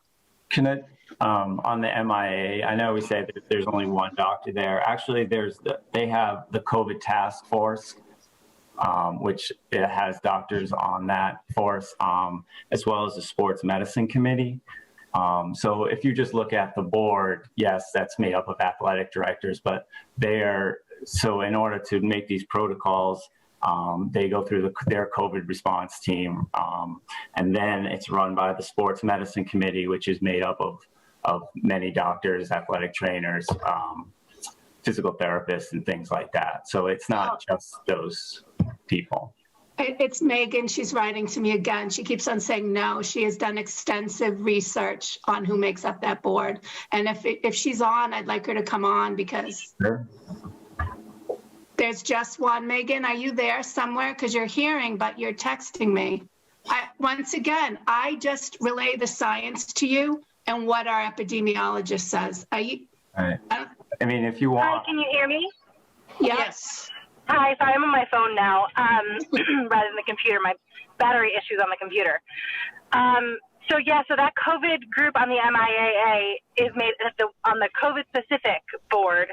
There's just one pediatrician, and I don't know anything about if it goes through a second board after that. But the point that I was sort of reminding Lori about from our COVID advisory team discussions is that there's the airborne spread that we worry about, and being in a gym and sitting far apart when you're not playing helps with that a lot. But the bigger problem is being within respiratory droplet range, which is 3 and 6 feet. And that's just, you're not going to not be in that range.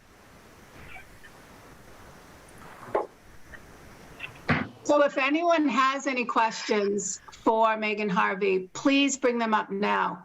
Once again, I have the task of sitting with these people week after week, and then it seems like I'm the bad guy to say no, but it's because I am relaying the science.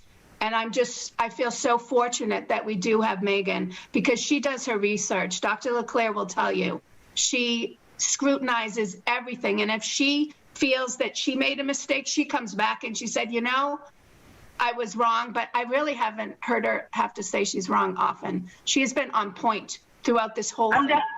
I'm definitely wrong sometimes, and I do really try to come back and say whenever I am. And I'm saying this as a former high school athlete. Listen, I was terrible at basketball, but I played all 4 years, and I know the importance of sports. And I want kids to be able to play. And the conversation that we had several weeks ago, granted we didn't have time at these last 2 meetings because we were talking so much about the metrics for reopening in person, is that it's really just, there's the data, which we don't have a lot of symptomatic cases being spread between athletes. We just don't. But we don't have surveillance testing. We don't know if there's asymptomatic spread. What we know is that we have really high rates.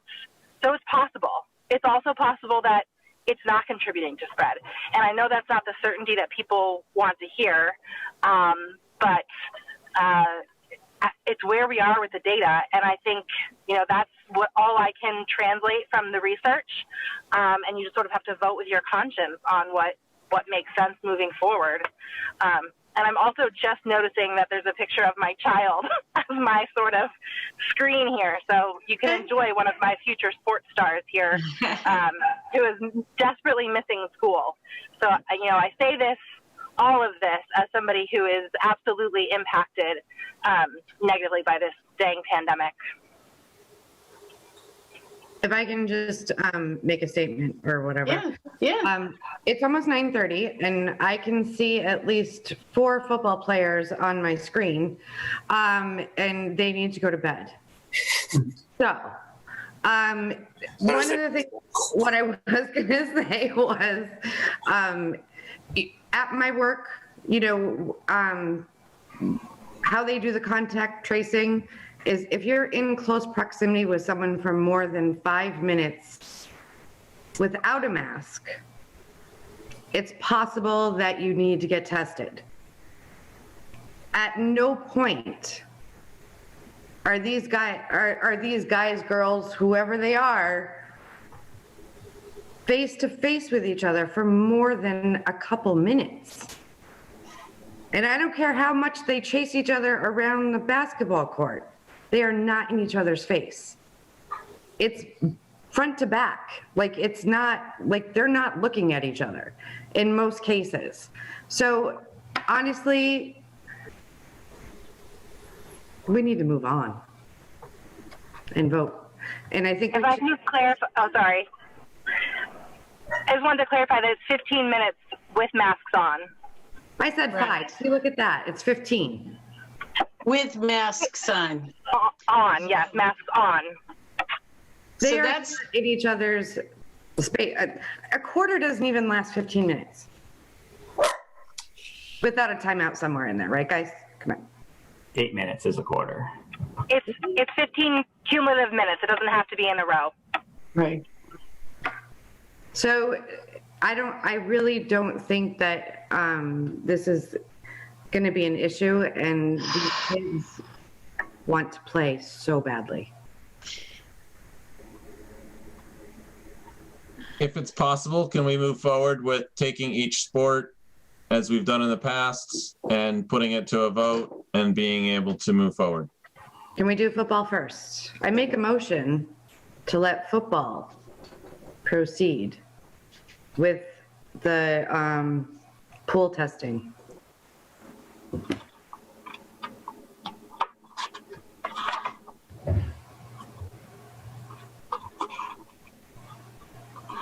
I hear no second.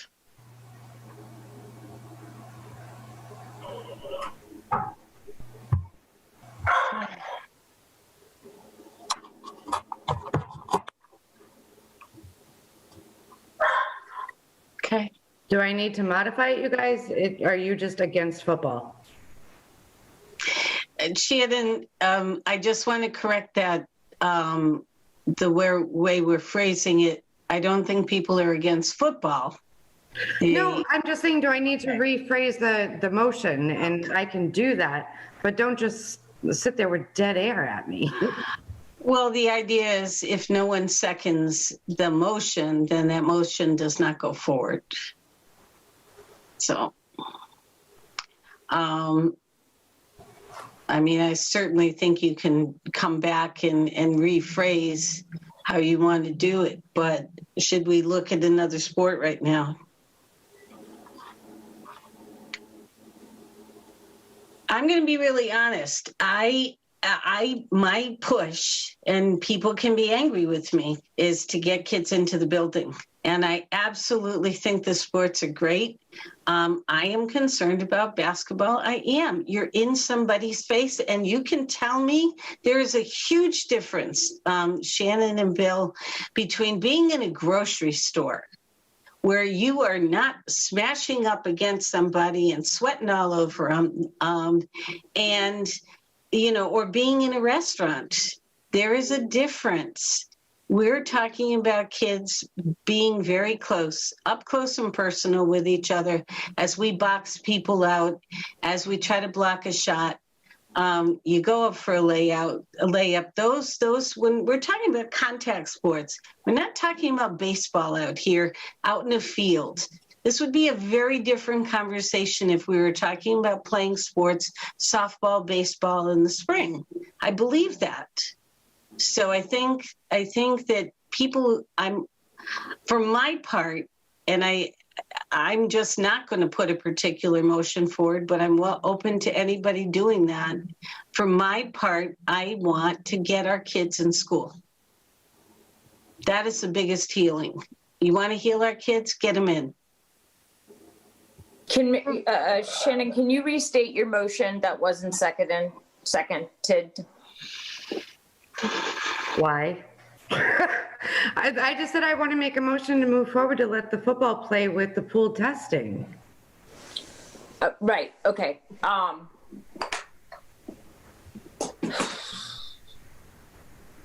They're outside. And it would only be outside and with pool testing. You guys will all be shocked if Laurie Garcia seconds this motion. Just to have you drop off your chairs. I second that. I would, in the name of more discussion, I would return to Marin's point that we really, besides the 3 weeks of pool testing that we're essentially moving towards, it is not something that we have guaranteed. And I think it's hard to make it, an integral part of this, given that uncertainty. So you'd have to rephrase it that we do pool testing for 3 weeks. I mean, if it makes the motion easier, it doesn't have to be all or nothing. I can commit to doing pool testing during the fall 2 season, and then we can take the spring season when that comes. The thing is, we're not requiring every student to test every week. The reason I said the pool testing, because we're doing it for 3 weeks anyway, and by that point, everyone will be back in school. Yeah, But they're going to be in it'll be March contact. 28th. I don't know how long the season lasts. How long does it last, Brian? April 22nd. Oh, we'll see, then the pool testing is already going to be in place. I'll only second it if it's with weekly pool testing. So what you're saying then is I felt like there was a question about after the 3 weeks of pool testing, the extreme cost associated with moving forward with that was something that I thought was going to be a reason for pause there. So to say that we're going to move forward with the pool testing, we're essentially also committing the money that goes along. That's what I thought, Jonathan, but Brian just said pool testing fall 2 only goes a couple weeks. So fall 2. April 22nd. April 22nd. Okay, then I have to commit to pool testing until April 22nd. Yeah, if we're committing to pool testing, that's a budgetary decision that I think we should be making for the benefit of the full school community and not ad hoc as a way to push a particular sport through. It absolutely makes sense that pool testing would increase my willingness to have these sports, but I don't want to make this decision in a backwards way. I agree. There's a reason why we've got, we require weekly testing up to this point. Is that an option to continue with that? Yeah, I think that's a way to get around the requirement of pool testing, is that if we're saying weekly testing would be required, it may happen through the pool test, or it may be required to not be through a pool test, but still go out and find the test. Correct. So that is another way to get that weekly testing as a part of this component. And I feel it's, I understand that we're not requiring other students to do that, but this is an extracurricular activity, and believe me, I would rather not do the weekly testing just for my own sanity. But if that's what we need to do, then that's what we will need to do. And right, it could be a combination of the pool testing as well as, in requiring individuals to get a test. We could do that if that's the deal breaker.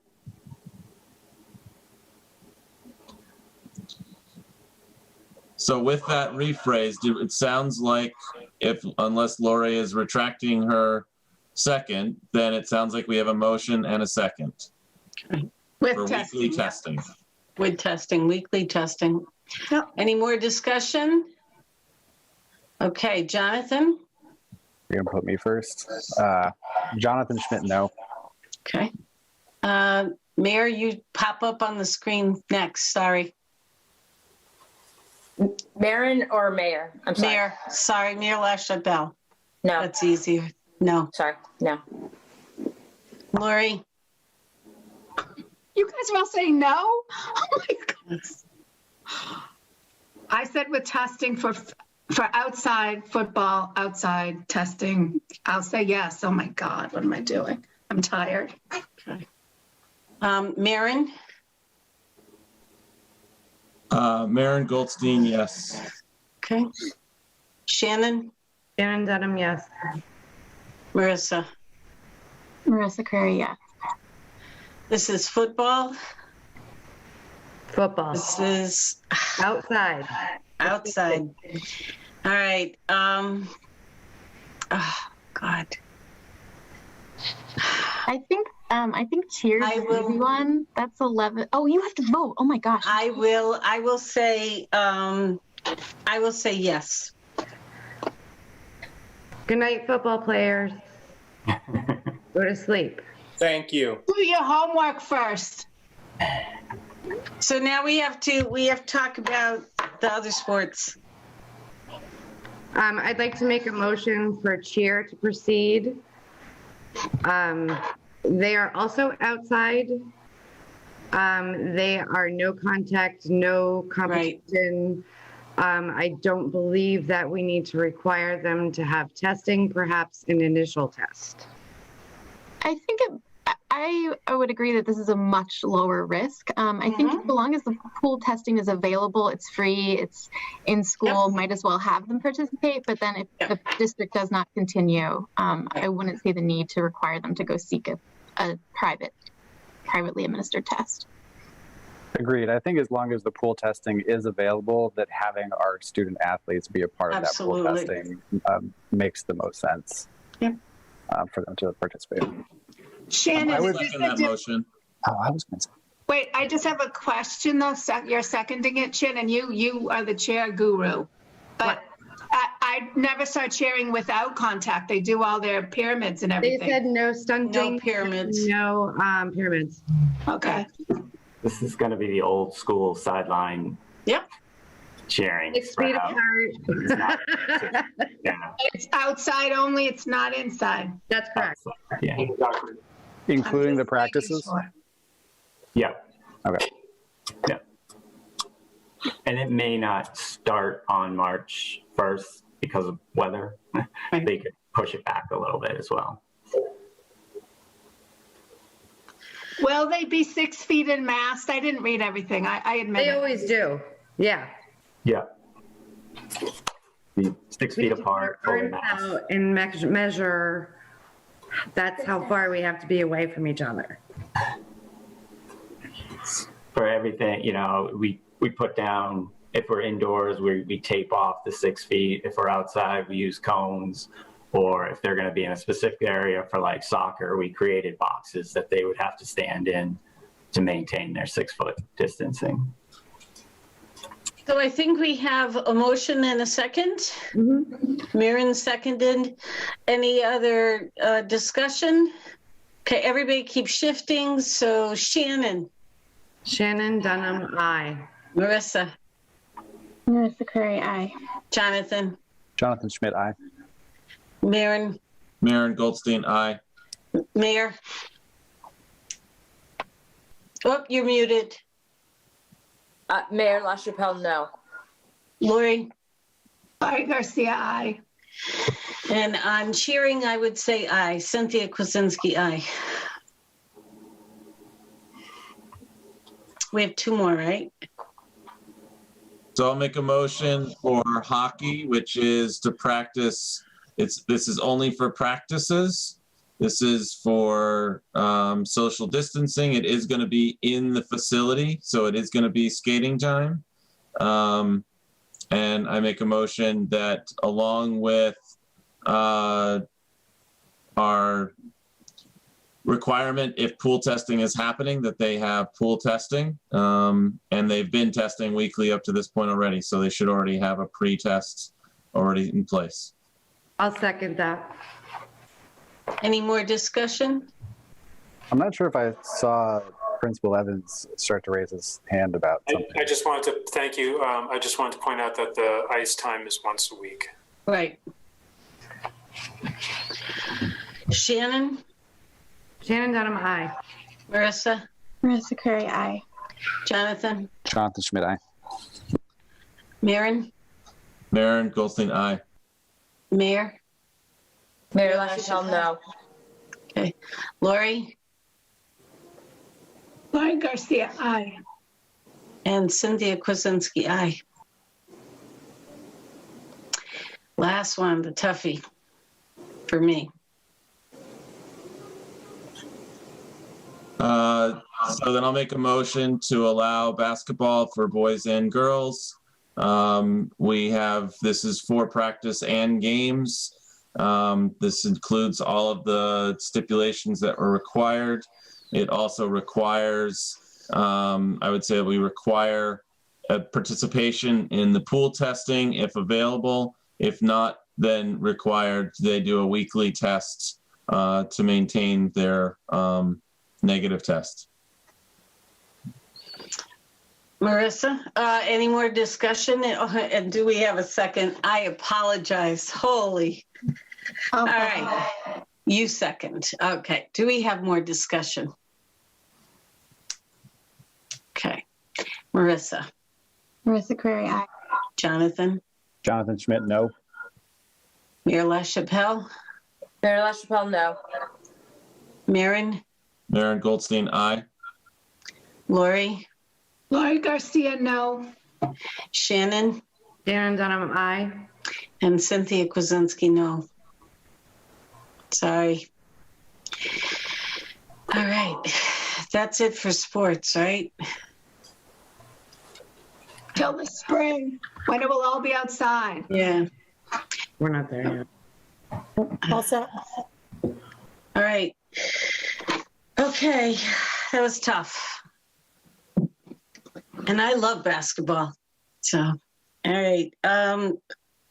Nothing else. We're going to go on to our payroll.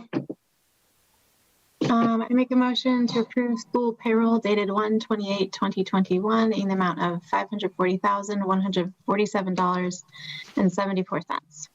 I'd like to second that. Hey, Marissa. Marissa Crary, aye. Jonathan. Jonathan Schmidt, aye. Mayor LaChapelle. Mayor LaChapelle, aye. Maren. Maren Goldstein, aye. Lori. Lori Garcia, aye. Shannon. Shannon Dunham, aye. Cynthia Kwasinski, aye. Make a motion to approve accounts payable authorization for payment dated 1/28/2021 in the amount of $220,676.32. I'll second that. Marissa. Marissa Crary, aye. Jonathan. Jonathan Schmidt, aye. Mayor LaChapelle. Mayor LaChapelle, aye. Maren. Maren Goldstein, aye. Lori. Lori Garcia, aye. Shannon. Shannon Dunham, aye. Cynthia Kwasinski, aye. Make a motion to approve a budget transfer request to special education in the amount of $10,500. I second that. Marissa. Marissa Crary, aye. I'm sorry, Jonathan? I was just wondering if there could be a brief explanation of the budget transfer, not that, just because it's, not something that normally, like, I understand we do transfers. I just wonder if there might be. Yeah, I don't have that printed up. Dr. LeClaire, do we have a? Oh, you're on mute. Sorry, I don't have it open on my screen. Can you read it to me? It's a budget transfer request for special education of $10,500. I'd have to Sue? at. I have it. I have it. Everybody has it. Yeah. Oh, is it in the packet somewhere? It's in the packet. It's from the Summer Special Education Paraprofessionals, Maple to Summer Special Education Teachers, Easthampton High School. Okay. It's just moving funds around to cover staffing changes. Gotcha. Thank you. Mm-hmm. Marissa, you already voted, correct? Yeah. Jonathan? Jonathan Schmidt, aye. Mayor LaChapelle? Mayor LaChapelle, aye. Maren? Maren Goldstein, aye. Lori? Lori Garcia, aye. You're losing your voice. Shannon? Shannon Dunham, aye. Cynthia Kwasinski, aye. Motion to approve the minutes of the executive session on January 25th, 2021 to be withheld until matters are resolved. I'll second that. Marissa? Marissa Crary, aye. Jonathan? Jonathan Schmidt, aye. Mayor LaChapelle? Mayor LaChapelle, aye. Maren? Maren Goldstein, aye. Lori? Lori Garcia, aye. Shannon? Shannon Dunham, aye. Cynthia Kwasinski, aye. Motion to approve the minutes from the January 26th, 2021 regular session. I'll second that. Marissa Crary, Marissa. aye. Jonathan? Jonathan Schmidt, aye. Mayor LaChapelle? Mayor LaChapelle, aye. Maren? Maren Goldstein, aye. Lori? Lori Garcia, aye. Shannon? Shannon Dunham, aye. Cynthia Kwasinski, aye. Motion to approve the minutes from the November 10th, 2020 regular session. I'll second that. Must have fell through the cracks. Marissa Crary, aye. Jonathan? Jonathan Schmidt, aye. Mayor LaChapelle? Mayor LaChapelle, aye. Maren? Maren Goldstein, aye. Lori? Lori Garcia, aye. Shannon? Shannon Dunham, aye. Cynthia Kwasinski, aye. Does anybody have anything under other? Yes, I do. Okay. This should be short, hopefully. It's okay. So, It's important. at the beginning of the winter season, we had a conversation about snow days. At that point, we made a proposal, and it was voted and approved that we would still recommend that snow days occur, and that as appropriate, they might only be considered late opening days if we didn't want to have too many full days that would carry into the summer. But as of this point, we've had 0 snow days. We've had at least 3 to 4 days that would have been appropriate to have full school closures with. And I really would recommend that we reevaluate what we've done so far. I think that it's mentally a huge important part for our students to be able to have those sort of weather-related breaks, whether or not they can turn their computer on. It's still a mental break that is an important part of New England culture. And I think that we should allow ourselves to have the occasional snow days. So I would like to revisit that and see if we need to make a more strongly worded proposal to the superintendent to recommend having snow days. I can tell you as a teacher, we're having that same conversation at our school because our students are really advocating to have just a day, whenever it snows here and there, to go out and play and just relax and shut off. So we're having the. I was very swayed by that young girl's letter tonight. Yes. I think I should call a snow day just for that. I hope she's got her homework done and is in bed by now. I hope so. It's very late. I'm sorry. Didn't I bring up you were going to research because we don't want the school year to go too far in June, that if there is like a snow day, like maybe one snow day, like a whole snow day, but you were also going to look at the possibility of making it, as Maren said, the half day. So it will still count as a day, and then kids can still get outside and play. Did you ever check into that? We can do that. I'll tell you that from a school calendar perspective, what I've taken into consideration thus far is that, all my days are starting to blend together because, we still work, even if it's a snow day. Today was a remote learning day, and I didn't call a snow day primarily because there's a half day tomorrow. So I think we've been in situations where I think we had did we have 2 snow days last week? But we also had like a day off during the week for another reason. So I was to call a snow day, I'd like to call it on a week when we have a full week of school, and it would really, I think, be a beneficial rest day, not when we have a week where there's days off for teacher professional development or days off because of a long weekend or something. So that was what I was waiting for. But that young lady tonight, I think I should call, the next time it snows, I think I should call a snow day just because she advocated for it. I agree. Call it Victoria Day. I like it. Was that I like it. Okay. I like The that. teachers need it just as bad as the kids do. It's true. It's true. Well, it's 6 of one, half dozen of another. If I have to say, honestly, if we were in the new building, I would have a different feeling than I do now.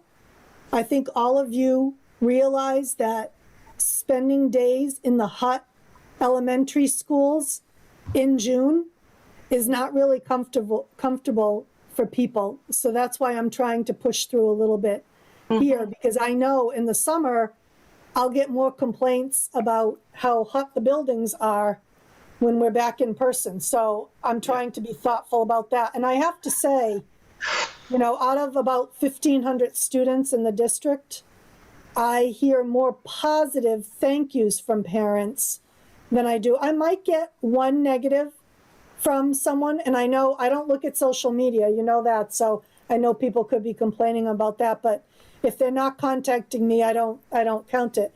But for the most part, it's much people are favorably saying that they would rather just go on. So, but I don't disagree. I think I will plan on sneaking one in there. Her name was Vivian, by the way. Vivian. Yeah. But she had a sister too, but I can ask her mother. She was on that topic. great. Oh my God, she was the cutest thing. I was going to throw out another just in relation to sort of talking about our committee's practices and open meeting laws that we follow and why that public speak is the way that it is, because I know it's frustrating and confusing. I don't believe the person in the audience who spoke to it is still here, so maybe better to talk about another time. But I don't know exactly where that comes down from, but I know it's. I think that's Robert's rules.